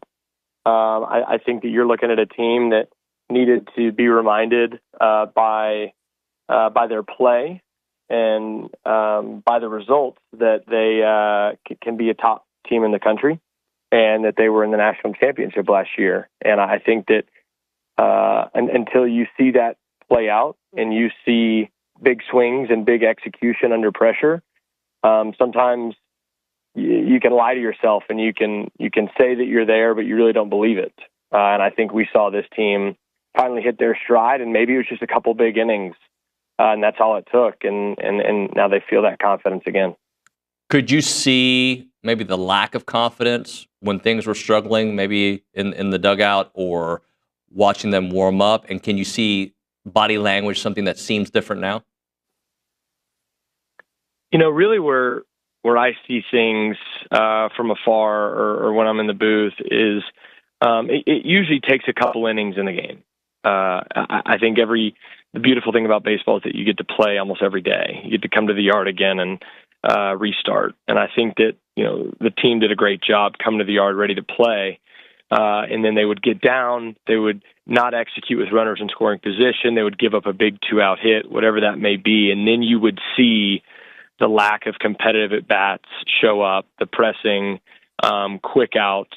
And then I think you saw the confidence start lacking in big situations. But I don't think I saw that in the dugout. I don't think I saw that, you know, at all times. I think when big moments arose and they didn't have that confidence, it would show its teeth, and the guys just weren't ready to answer the bell. And now I think that's changed a little bit. So it's changed, but like success for this team, Boomer, like what does success look like when the regular season is all said and done? Is it, you know, because I mean, there's such it feels not insurmountable. It just feels so hard when you think about the next 2 out of 3 series where they're going to be and who they have to face and what's at stake. What does success look like from this point moving forward? That's a great question. And I think that, you know, if you can see baseball through the lens of not just a number one team failing to reach the expectations that the country set for them, if you can look at it through, I think, a more practical lens and with more context, the way success looks like to me is, did you go out and compete and play hard for 9 innings and play the baseball that you're playing now? And that doesn't mean success is just going to show up. It doesn't mean that you're going to get the timely hit. But there's a huge difference between the team we saw before Knoxville and the team we're seeing now. And I think as long as that team we're seeing now continues to just be there, whether they win or lose, I think you feel that it has been successful in the back half of this season, because you can only expect so much with who they're going up against. Blake Benderup made some changes to his stance. It's paying off. What are you seeing from Blake? Obviously, the production's there, but anything that kind of jumps out? Yes, definitely. He closed himself off, and he's basically giving himself more time when he gets beat and he's out front. He gives himself a little more time to get to that ball and maybe swing through a few less pitches. He is set up to really start to drive the ball to right center. And since Blake can pull off maybe a little early, he has positioned himself to, when he does pull off, he's still in a position to keep the ball fair or still make a good swing and not be too out front. And I think that that's a great move. I think Royo does it as well. They both really try and work right center, and I think that allows them to work the middle of the field and left center, gap to gap, instead of coming off the ball and hooking it or swinging through it. Boomer, by this point, everybody recognizes how needed Caden Sorrell was to the lineup. But here's the part that I find interesting is we knew that we needed him in the lineup, but in short order, he has been exactly what A&M needed and what we thought the high level he could be. Like he is living up to some of those scouts conversations that he's up there with Jace Lavalette, one of the top recruits, or potential pros on this lineup. I was surprised. I knew he was going to be a stud, but I was surprised at how quickly, off of injury, with the context of the season, he was able to come in and have an impact and play well. Clutch, good swings, obviously home runs, but what he's done to the rest of the dugout has been sensational as well. So he's definitely been everything I thought he was going to be to this team and more, giving the context of the situation. I had heard sensational things before the season as well about expectations for him in year two. But yeah, coming in and doing what he's doing, still kind of hampered by injury, and clearly seeing the team rally around him and get up and play better baseball, have better at-bats. I think he's exceeded expectations in the last couple of weeks and been a huge part of the offense. You mentioned clutch. Nobody been more clutch than Caden Kent. I told Coach early yesterday about the low heartbeat, but he doesn't play with a low heartbeat, but things do slow down in those clutch moments. Yeah, I think that once you've done it a couple of times and you feel that not only the fans but the team, coaches believe in you in that moment, that like, hey, Caden's up, I'm up. They know that this is a situation that's not too big for me. This is a moment that I have thrived in the past, and they believe that I'll thrive in the future. I think that just is just as valuable as your skill set. Some guys have the clutch gene, some guys just don't, and I think that is to the heartbeat, but that also is to the confidence and the past success. And man, Caden's he's had it all. But I think that when you know what your coaches and your team and the fans think when you come to the plate and they believe in you, like everything seems to slow down and you believe in yourself, and that's a winning formula. How about the week Brad Rudis had? He was fantastic, and he had his struggles initially, but he bounced back. I'm looking at these numbers: 9 strikeouts, 5 scoreless innings, and 3 appearances. He's just been so reliable out of the pen.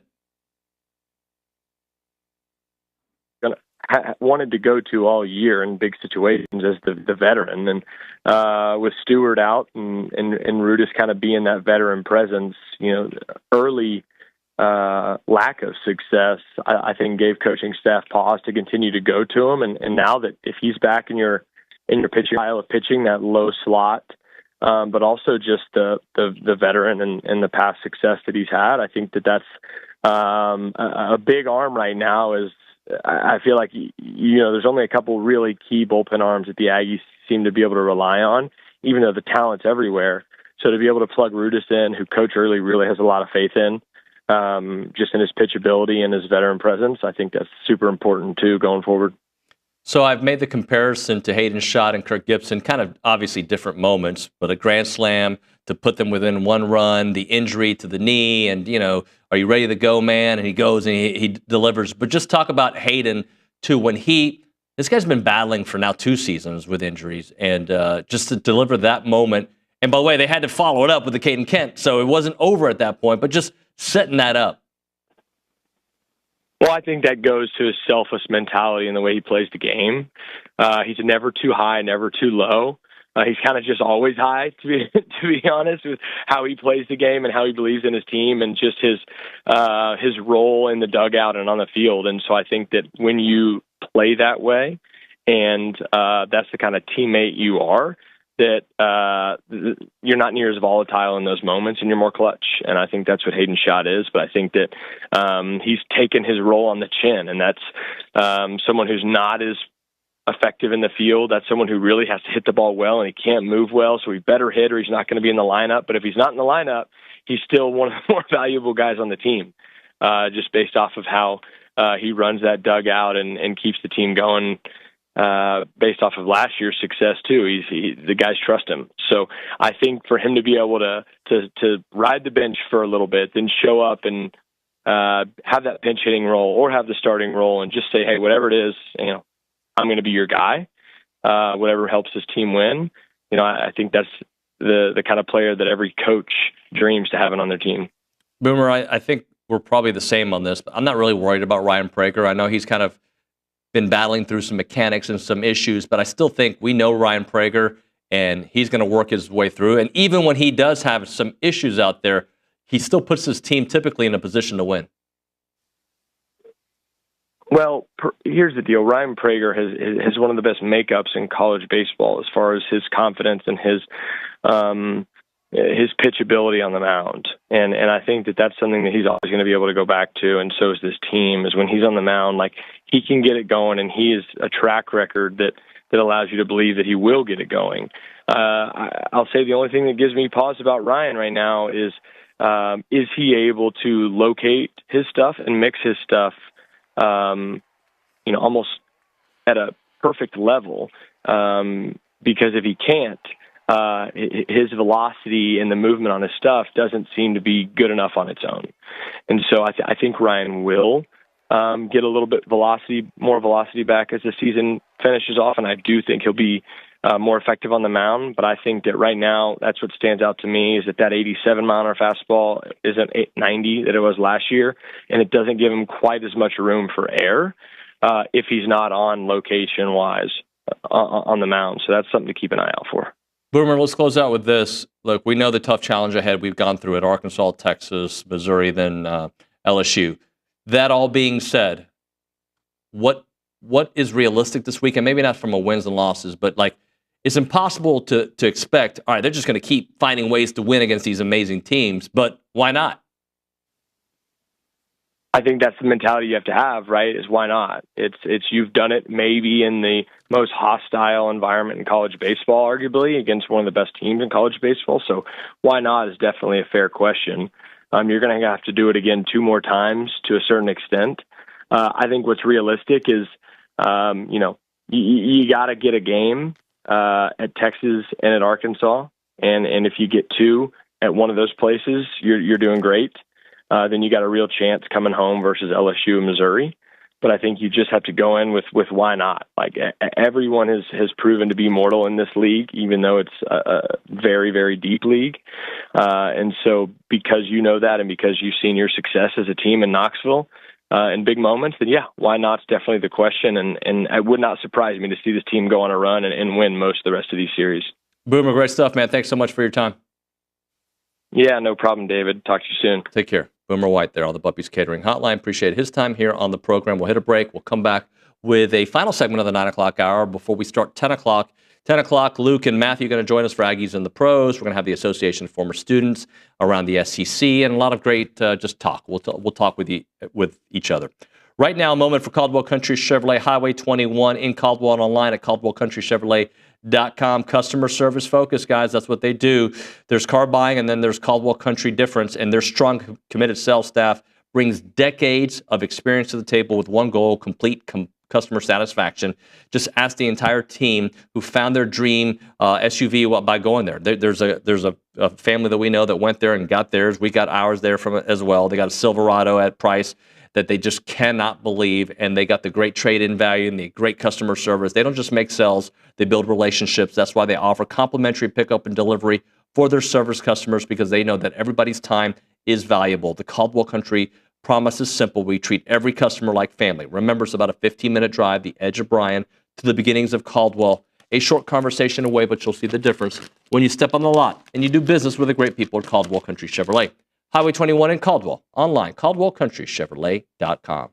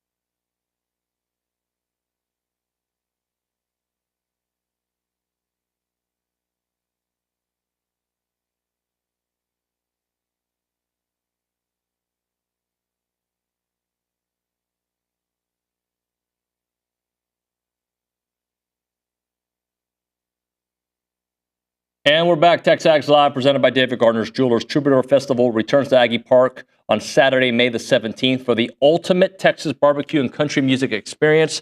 You'll sample smoked meats from 30 of the best barbecue joints in Texas and an awesome lineup of Shane Smith and the Saints, Randy Rogers and Wade Bowen on their Hold My Beer and Watch tour, and 49 Winchester, Josh Malloy, Hudson Westbrook, and much more. Tickets are on sale right now at troubadourfestival.com.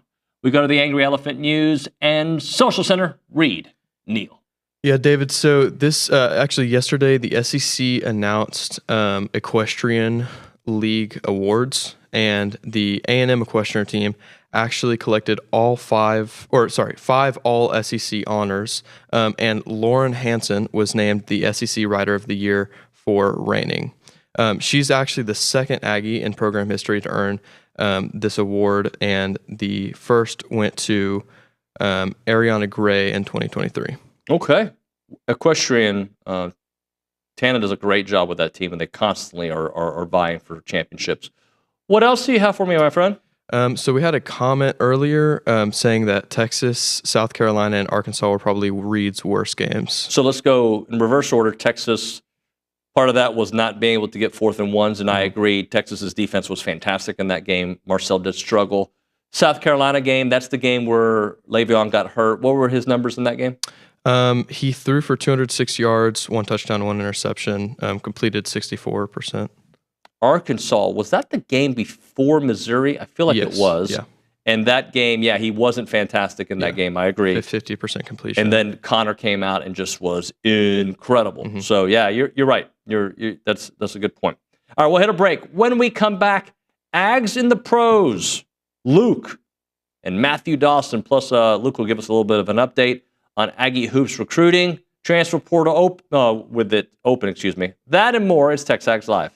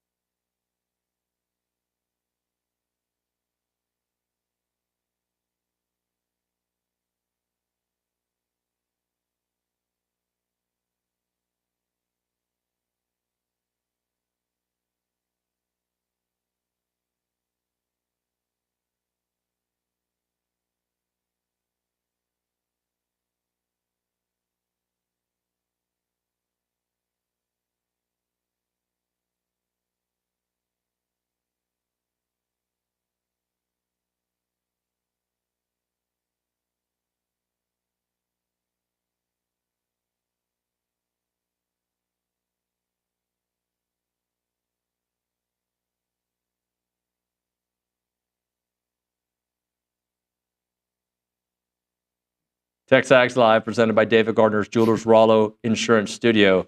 Matthew Dawson, Luke Evangelist are in studio for Aggies in the Pros. Hello, gentlemen. I mean, it's April. We got a lot of pro sports going on. Well, would you like to do your reenactment? Luke, a moment ago when the cameras weren't rolling, you were sure acting like you were showing us exactly how the Leon O'Neal Yes. went. So here we've got the play in our imagination here. So Leon obviously on defense right here. He's going to be over here, and then the quarterback. You know how a pick six works. Like the quarterback throws it to the defensive player, and then he returns it to the touchdown. You were way more animated when the and so lights here's weren't on. Leon, right? Yeah. And then he catches it, and then he runs. What was it? How many yards? It was like 30 yards. 30 yards. We're taking Matthew Dawson's word for it. And he's running. And you can track him right here on the screen. And he's running. And here's the end zone right there. Right? And then, boom, he gets into the end zone. I think and that's a pick six. I think the bit went long enough. I think what happened to like the A gap, B gap stuff, filling those. Well, hold on. We haven't even touched on offensive line yet. And if I have your permission, I can do an offensive line breakdown. We got to get Coach Turner's permission on that. All right, let's start it off. So for those who don't know, Leon O'Neal did have a pick six. So do you guys want to start off with is it USFL? UFL. UFL, sorry. In my mind, I want it to be the XFL. That's right. Yeah, so they had, we got 8 teams now. We got 4 significant Aggies that played major roles in games, particularly Leon O'Neal for the Houston Roughnecks. They got their first win because he had a pick six, 8 tackles, a tackle for loss, a pass breakup. I mean, he has everything that you could ask for in terms of tools for safety for their team. He's top 5 in the league in tackles. He's one of 2 players to have a pick six so far, and that was, they won by 1 point. So to say that his pick six was insignificant would be drastically misrepresenting what actually happened. So Kellen Mond, unfortunately for the San Antonio Brahmas, isn't actually doing particularly well. Well, he actually did well. He was 19-31 passing for over 150 yards and a touchdown, 39 yards rushing. Unfortunately, I don't think that their team is particularly great on the defensive side of the ball. So they dropped their game. They're 0-3 now. And then the DC Defenders with Anthony Hines, he had another 5 tackles. He's another star on defense as well. Yeah, he's one of the better players in the league in terms of on the defensive side of the ball. And the DC Defenders are far and away the best team in the league right now. I would say they're 3-0. They've kind of walked everyone. And then another good team, the Birmingham Stallions, who are traditionally really good in that league. Jay Sternberger, former Texas A&M tight end, he had 2 catches in that game for about 29 yards. He looks pretty good as well. He had significant usage last year. I don't think he's caught a touchdown yet. I think he's got about 60 yards on the year, but they're 2-1. They snuck out a 10-9 victory last week. So those 4 Aggies are looking pretty good. Unfortunately, I'm rooting for the Brahmas. I think that's going to be my team, because they don't have a Chicago team. So the Brahmas are going to be my team. We need to see some wins. Why not the Houston Roughnecks? Because if Leon O'Neal's watching this right now, he does watch TexAgs. So you can look at the camera and tell him why. Well, here's the thing, actually. I was looking at their game with the Birmingham Stallions this week. The over-under total is 37 points. Both teams, good defenses. So you're not answering my question, basically. I was thinking under 37. He only sees money. He doesn't see any fandom. But here's the thing. Nothing. He can earn my fandom if I end up taking, that game under 37 total points and that cashes.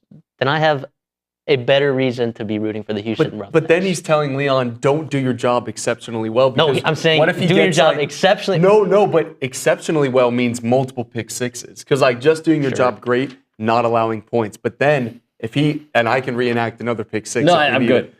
What if he gets another one, and then another one, and then another one, and then it goes over, and then you're mad at him let's for move doing on. his job? What other Aggies in the pros do we have? All right, I feel like we're all trying out at a comedy store. Joe Rogan's evaluating I don't need to try Kill out. Tony. Oh, I know. I don't need to try out. I would love to be on Kill Tony, but who's someone who really killed it last night? Was that good or what? Dexter Dennis was the star for the Stockton Kings in the G League Finals. They lost game 1. If you don't know how the G League Finals work, it's a 3-game series. He's been a really great player for them so far in the playoffs, but he has shined in the championship series. Game 1, they lost. Game 2, they come back. He goes for 24 points, 8 rebounds to lead the Kings to a win. And then last night in the decisive Game 3, he helps lead the Kings to their first ever G League title, going for 23 points, 6 rebounds, 4 steals, and 3 assists off the bench. Unfortunately, he was snubbed for Finals MVP. They gave it to some dude who was sandbagging, who played in the NBA last night for the Kings and then made the cross-country trip and then got hurt for the last 8 minutes. So I don't know what criteria was going into the MVP selection, but all the announcers were saying Dexter Dennis should have won, and I agreed. You know what I think is interesting? Dexter's one of my favorite Aggies, even though he only spent 1 year here. He's a much better scorer at this level than I kind of would have expected. Yeah, he was 3 for 5 from 3. He was the catalyst for their team. And I know the G League is tricky because there's guys who are playing mostly in the NBA that'll come back for the G League playoffs. So he was a starter all year, and then he's been having to come off the bench because the Kings brought down some of their like fringe NBA players. But he was the star of the team, even though they brought him off the bench. And the Kings don't win the G League championship without Dexter going for 47 points in back-to-back games.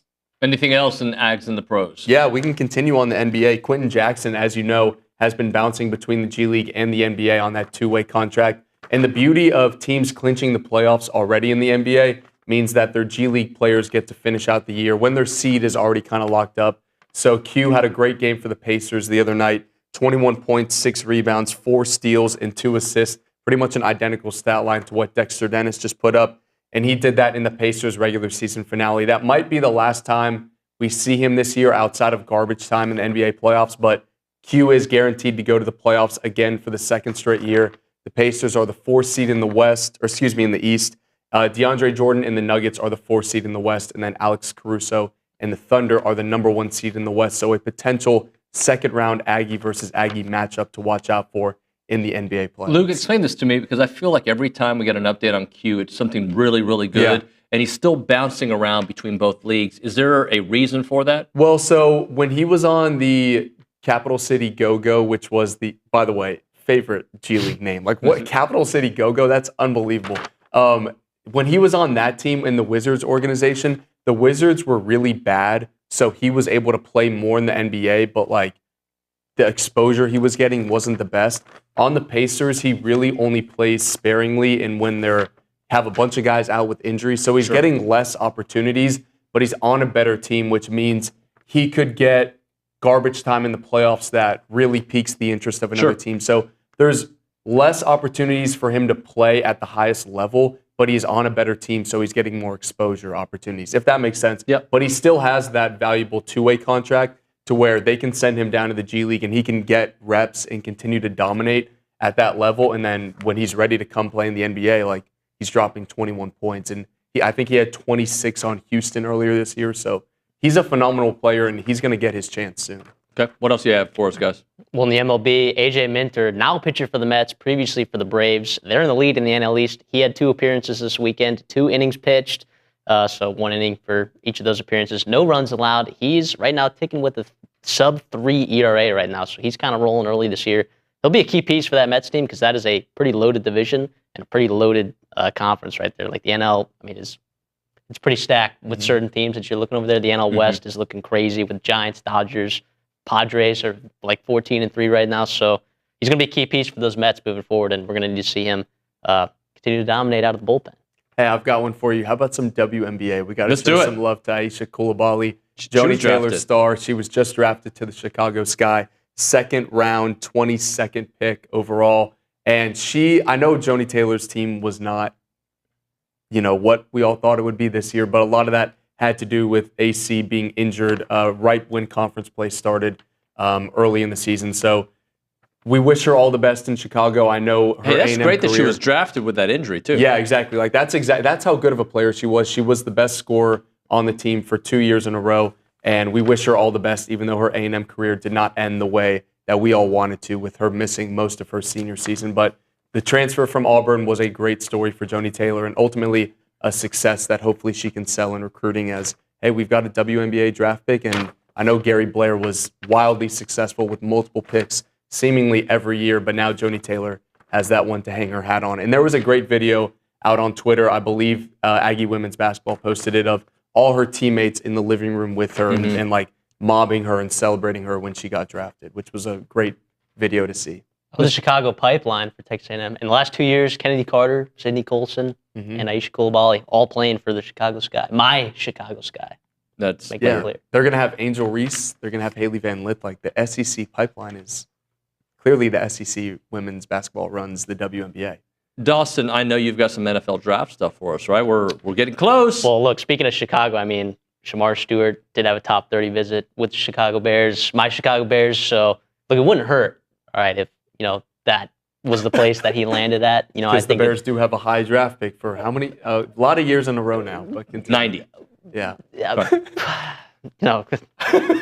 Look, for a couple years there, we didn't have it because we gave it to the 49ers, right, for a man named Mitch Trubisky. But anyways, so Turner, Scorden, Shamar Stewart are all taking their top 30 visits. They're getting a lot of invites, particularly like one that surprised me was Shamar Turner getting a lot of top 30 visits. But Shamar Stewart, I'll name off a couple of these, and David, you can comment whether or not you think that these are some good landing spots for Shamar Stewart. And if you think it's a good landing spot, just be like, Shamar Turner. No, don't do that. Or don't do that. I'll talk about Shamar Stewart first, all right? The 49ers. The jokes. I don't know. It's a comedy hour here. It's supposed to be fun, right? I mean, people want to watch something entertaining. We're here to provide information and entertainment. I didn't condone Do you hear that? this. Yeah, Nick is saying, keep up the jokes, and don't worry, Nick, I've got some more Actually, planned, no, but the Matthew, other ear continue. is all of the Brazos Valley changing the station. I'm sorry. Go ahead, guys. So Shamar Stewart, he's having visits with the 49ers. I like that a lot. It's a good spot. The Bears. I don't know if I like that. Great spot. Possibly the best spot he could be. All right. And then the Cardinals. Okay. Interesting spot there. Falcons. Okay. The Ravens. And by the way, the Falcons, when they came to the pro day, Raheem Morris was like the only head coach that was actually at A&M. That's pro right, day. yeah. So interesting spot there. They seem like they're that is a very good interested. spot, yeah. So the Panthers, Ravens, Packers, Colts, Patriots, and the Steelers. I like the Steelers. Mm-hmm. Okay. And I really like the 49ers for him. I think those would be two really good spots. I think those would be good spots. Turner has a pretty similar list, but you can add the Eagles. Okay. Keep him out of my division. I hope he goes to the Eagles. I hope so. The Buccaneers. Okay. Mike, team up with Mike Evans. Let's go. Yeah, that'd be huge. Well, and then your Texans. Okay. I would love that. I would love for any of the. I would love the Texans to take any of the Aggies available. Absolutely. Cowboys, and then we'll also throw in the Saints as well. All right. For me, I'm going to say I wouldn't mind the Saints for obvious reasons.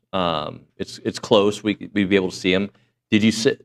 The Cowboys, I think, would probably be, of that group, the one I would like to see him most at. Yeah, I think that'd be a good spot for him as well. And then Nick Scorden, he's only had a couple so far. Doesn't mean he won't have more. The Cardinals, the Browns, the Patriots, and then the Eagles and Bucks as well. What do you think there, Matthew?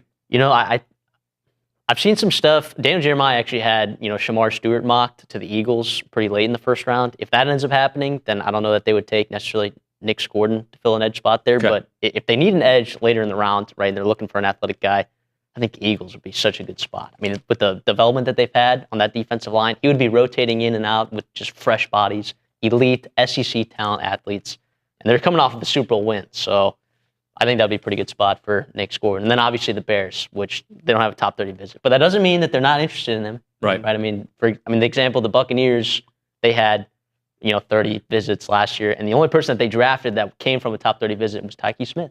So you never know. Let's do this. Let's hit a break, and then Luke, I got some questions about basketball because Bucky's trying to get a roster together. So we'll do that on the other side. Right now, if your organization or business is looking for an opportunity to engage with Aggies, you need to check out the Association of Former Students that bring Aggies of all ages together during their awesome marquee events held throughout the year. We're talking about Aggie Ring Day, All Aggie Hullabaloo, The Gathering. They all welcome tens of thousands of guests. And there are many sponsorship and vendor opportunities to get your brand in front of those attendees. These events offer a wide variety of both digital in-person options and online options as well. And these include title sponsorship naming, on-site presence, activation, recognition, and social media posts, and much, much more. Plus, there's advertising opportunities in both the Texas Aggie Magazine and the Aggie News newsletter, which are seen by over 230,000 people. So if your business is ready to engage with Aggies, check out a partner that's been around the Association of Former Students for over 140 years. For more information on options available through the association, please email sponsorships@aggienetwork.com.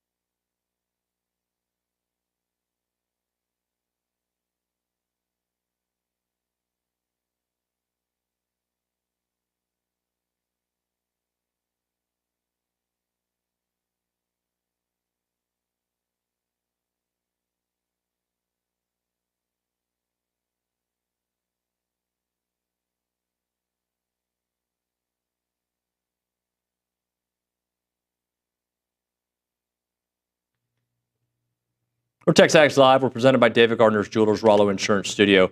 A couple minutes with Luke on basketball. So, Bucky, have you been on the show since Bucky? You have? Not like officially talking basketball, no. So, since Bucky's been hired, you've been keeping tabs on what their approach has been. It feels like the approach is what he has done at his previous stop, which is go get guys that can put the ball in the bucket. Yeah, and that's kind of refreshing because for a couple of years here, the whole identity was getting it after they didn't put the ball in the bucket so that they could shoot it again and then potentially get it back after, again, it didn't go in the bucket. So the whole point of Bucky ball is efficient shots.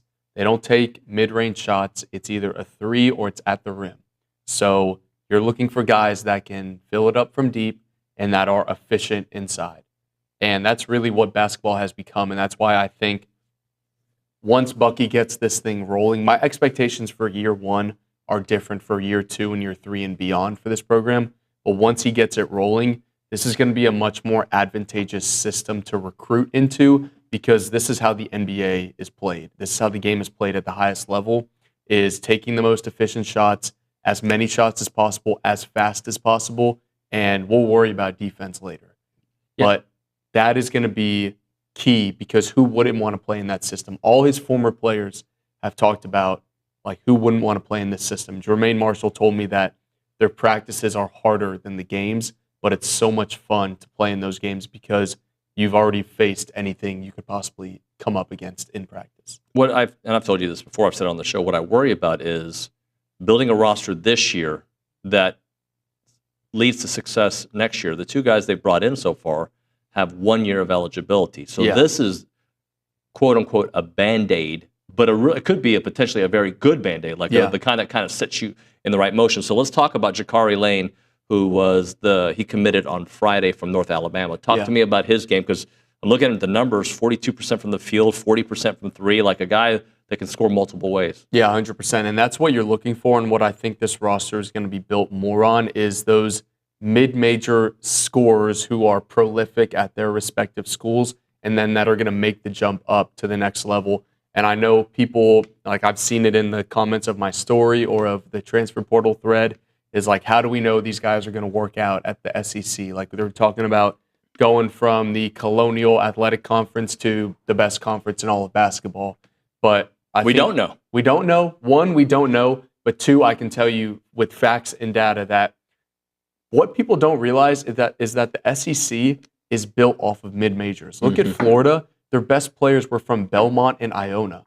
The SEC's third, fourth, fifth, and sixth leading scorers last year all came from mid-major levels.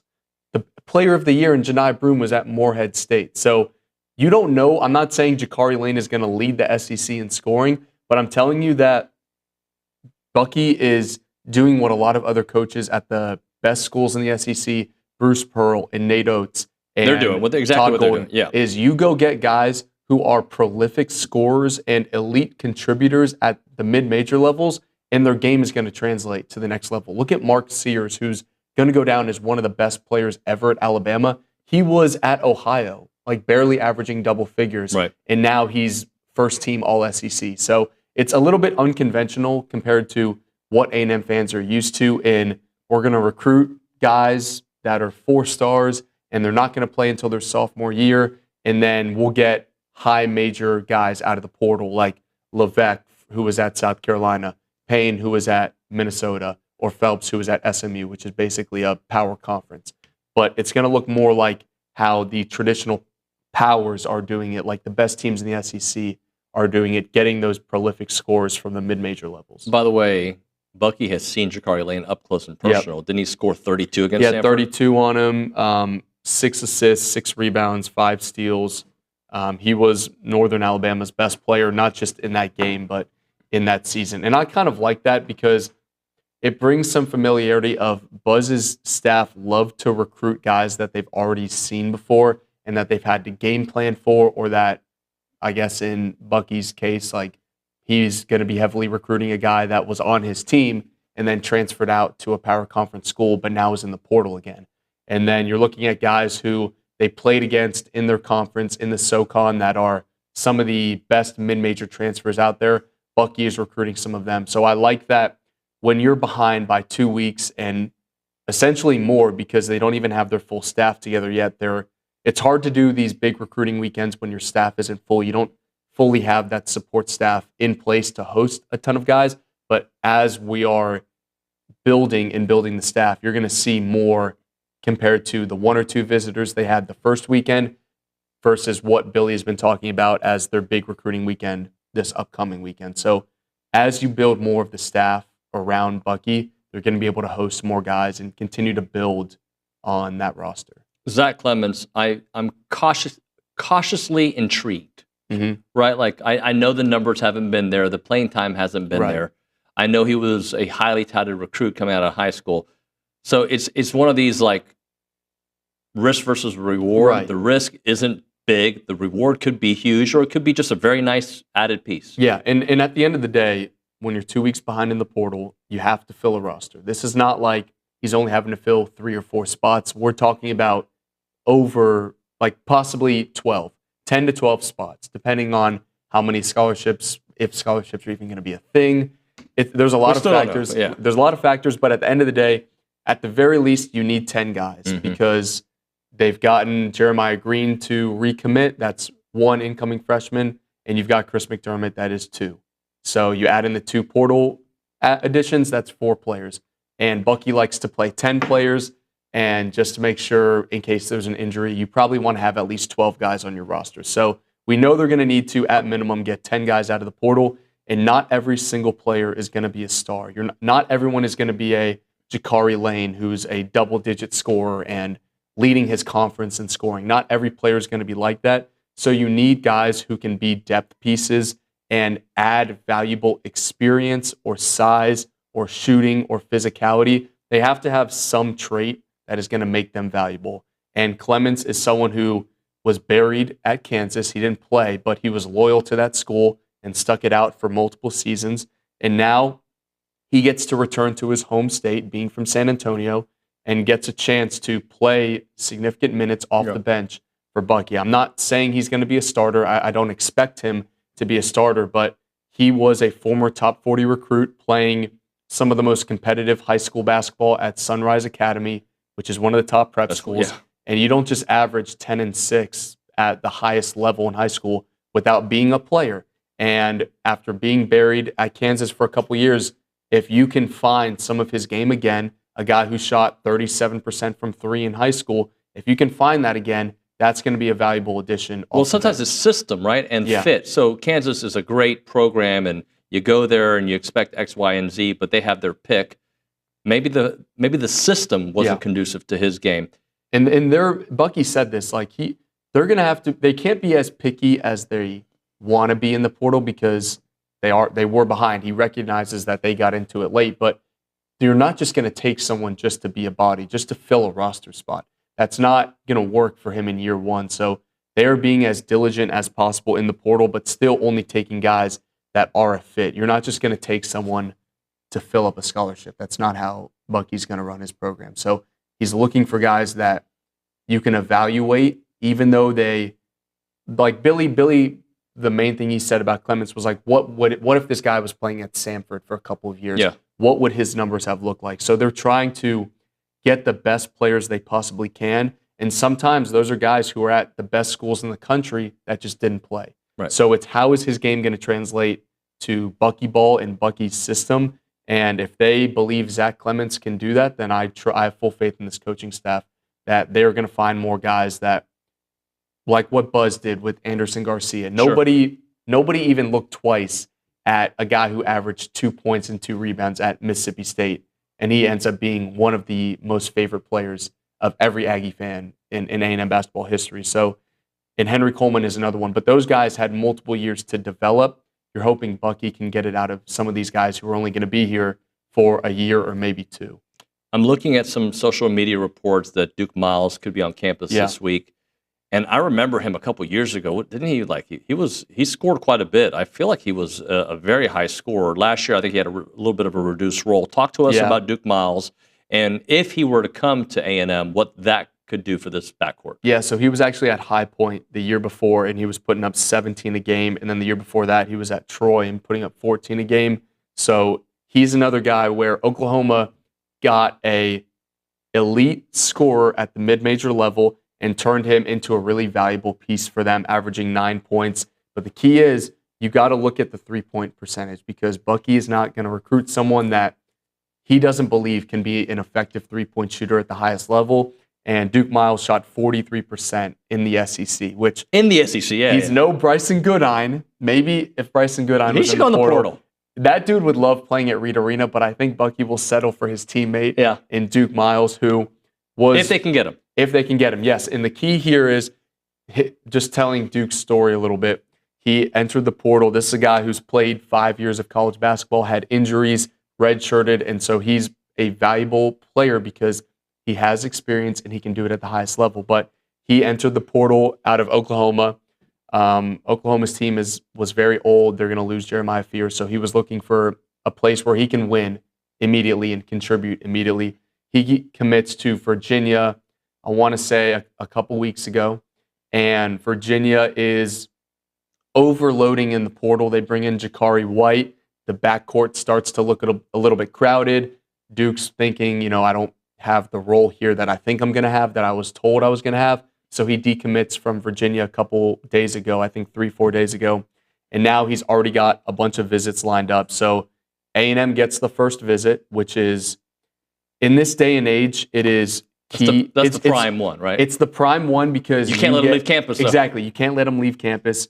And it's difficult because when it's one more visit plan, like Jakari Lane had one more to Memphis after, it's easy to be like, all right, like let's wrap this up. I'm not going to let but you if you leave have campus. 5. But it's 4. He's got Penn State immediately after. So he's going to be here today and tomorrow, and then Penn State on Friday, and then Baylor, which is a tentative visit. So if things go well here, he may not take that visit on Saturday.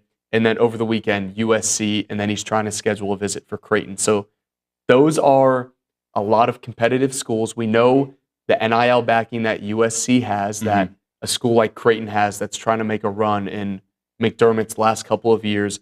We know how competitive it's going to be for a player like Duke Miles, but for A&M to get the first visit, he's 2 for 2 on guys visiting and committing before they leave campus.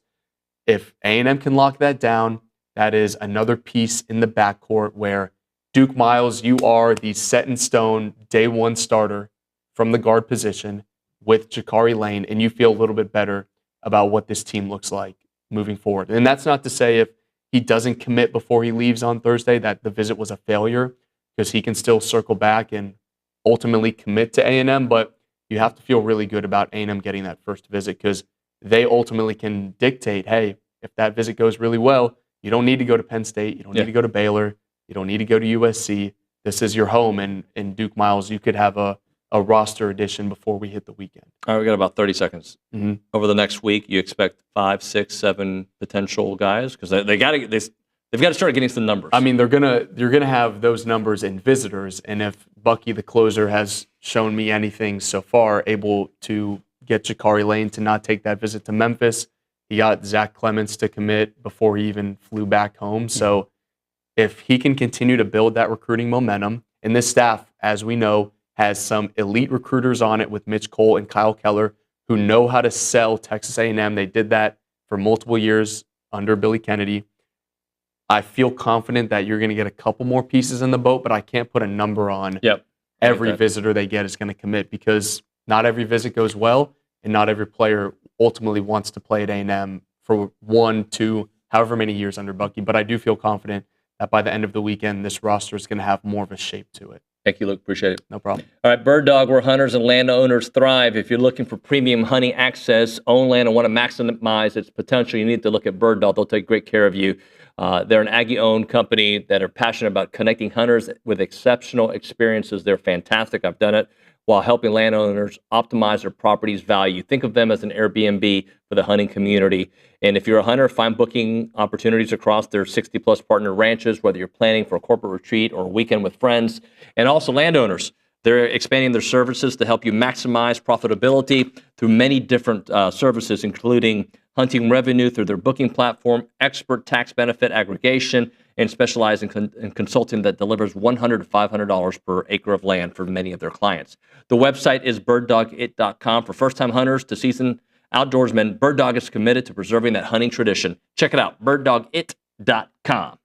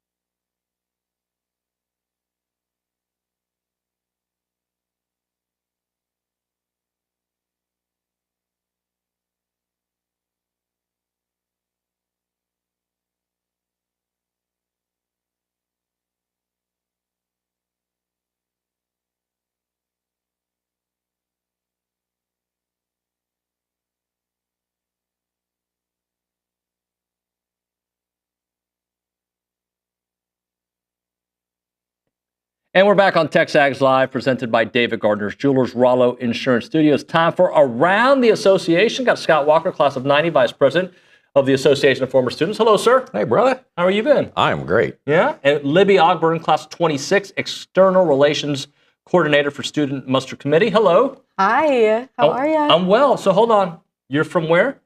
I'm from Missouri. But your family? But the fam is a family of Aggies from Dallas, Texas. And so here I am back. Awesome. Too. That's great to hear. I want to get into that a little bit more. We've got a busy week coming up. Every year we discuss it here, but let's talk about Worldwide Muster Roll Call coming up.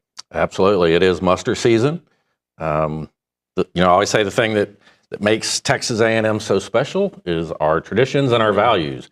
And I think the greatest tradition and the greatest expression of our values is Aggie Muster. It is unlike anything anywhere else in the world. Nobody does anything like this.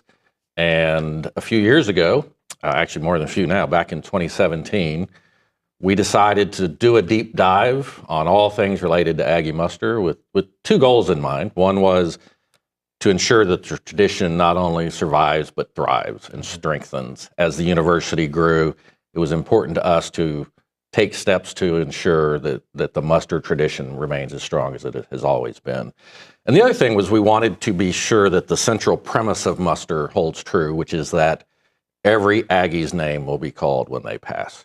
It's the one tradition, no matter how much of a 2%er you are, it is the one tradition that everybody's going to participate in, because the day is going to come when your name's on the list and someone's going to call it and someone's going to say here.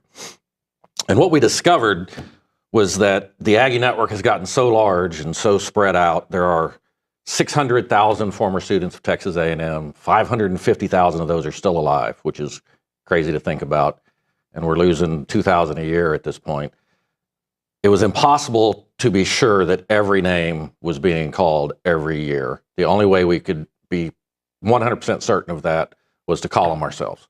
And so we created the Worldwide Muster Roll Call. And every year, on April 21st, starting at sunrise in College Station, that's 6:51 in the morning this year, we bring in volunteers and we call the roll, every single name on the roll. This year, we're already at 2,270 names.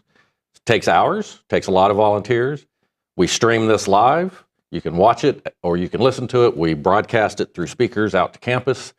And it's a really cool thing. And it is, it's a lot of work on our team, but we have a lot of volunteers that we bring in to help us. But it is important that we uphold that central premise, which is that every name will be called. You can check it out at tx.ag/musterlive. And also anyone can leave some reflections, correct? Sure. At that website, you can, if one of your loved ones is on the list this year, you can upload photos and leave your memories. It's similar to the Muster Reflections display that has, for many years, accompanied the campus muster. That they used to do it in the MSC. Is it in the hotel now? It's in the MSC. It's in the MSC. Yes. Okay. So, yeah. Libby, talk to me a little bit about your role and some of your events happening. Yeah, so I'm serving as external relations this year, which has been a really rewarding experience. But the entire muster committee is made up of 34 individuals plus our advisor, and we are all college students and we are all volunteering our time because we truly just believe in the tradition of muster. And so we've been working on this all year and are really excited to see it all come to fruition through the volunteering of so many people. And just really the tradition is so neat. And so we're excited to see that happen on Monday. But kind of the rundown of what it will look like on the campus side is it will start the morning of the 21st in Academic Plaza with the flag raising ceremony, which you mentioned. But that will start at 6:51 with sunrise. And that's kind of just a way for us to start the commencement of muster and really just honor the reunion class of 1975. The entire corps will be out there. The entire muster committee will be out there. And any students who want to participate, anybody from the community, it's just going to be a great time to start to prepare our hearts in a way to honor our honorees that night. And so that will be at 651 Academic Plaza. And then following that, I recommend everybody head south across campus to the Memorial Student Center, which is where we have this entire week been hosting our Reflections display. And it opened on Monday, and it will stay open until the afternoon of the 21st at noon. And so head over there before noon to see that. And the Reflections display is something that we hold every year, and it is really just another way to make the honorees a priority and their families. And the families bring memorabilia, artifacts of their loved one's life, and set it up in a display in the flag room. And so this is just an opportunity for current students to come and connect on an intimate level with the families and just really understand the magnitude of what we're doing at Muster during the ceremony. And so I highly, highly recommend going, checking out some of the displays, speaking to some of the families, speaking to committee, and just really understanding the history and the tradition and the why of what we're doing. Directly following that, on the day of the 21st, we will have our camaraderie barbecue on the grand lawn of Aggie Park. And so this will be from 11 a.m. to 1 p.m. And it is really just a way for us to invite the reunion class of 1975 back to campus and just honor the fact that they're all back. It's a really, really neat way for current students to connect to OLAGs, and it's a time of camaraderie and a time of good bowl to just talk about their time at A&M and what that looked like compared to what it looks like to be a student today, and kind of how that compares and contrasts. And you always end up hearing just the most amazing stories about their time. I actually had the opportunity to serve as a muster host last year. And so I spent time at the barbecue and got into some amazing conversations with some OLAGs and got to hear their story. And it's cool to see where they go post-grad, and then having a family of their own, and then raising Aggies, and then it's just a really neat experience. So I recommend that will be 11 to 1 p.m. and we will have the Yell leaders there. Reveille will be there for photos, the fish drill team, and then the Parsons Mounted Cavalry Cannon will be there for photos as well. So that'll just be a really amazing time of Good Bowl. And then following that, we will have the campus muster. This starts the doors open at 5 p.m.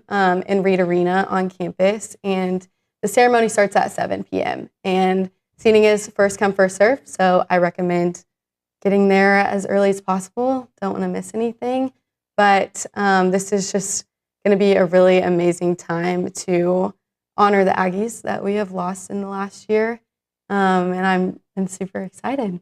It's going to be great. You know what I'm blown away by? She didn't look at her script once. She just went on a 7. She could take my job right now. Randy, you always pick the good ones here. Let's talk about the other musters that are happening, because I know there's a list of others. So if you can't come out to campus, there's some other opportunities. Sure. So campus muster is an Aggie Muster. Worldwide muster roll call is an Aggie Muster. But Aggie Muster is truly worldwide. Wherever there are Aggies, there are Aggie Musters. This year, we've got so far 272 around the world that have registered at AggieNetwork.com. There are always some unofficial musters that happen that we don't know about. So all it takes is 2 people. Yeah. And so we encourage everybody to visit AggieNetwork.com, find the muster near you. It's not too late. If there's not a muster near you, host one. We will help you do that. We will give you a kit, basically, that is an event in the box. It tells you everything you need to know to host an Aggie Muster. It's got scripts, it's got poems, and it's got recordings of Aggie songs that you can play, and we will provide you a list of Aggies from that area, or maybe you just want to call the name of somebody that was important to you. Muster looks different anywhere you go.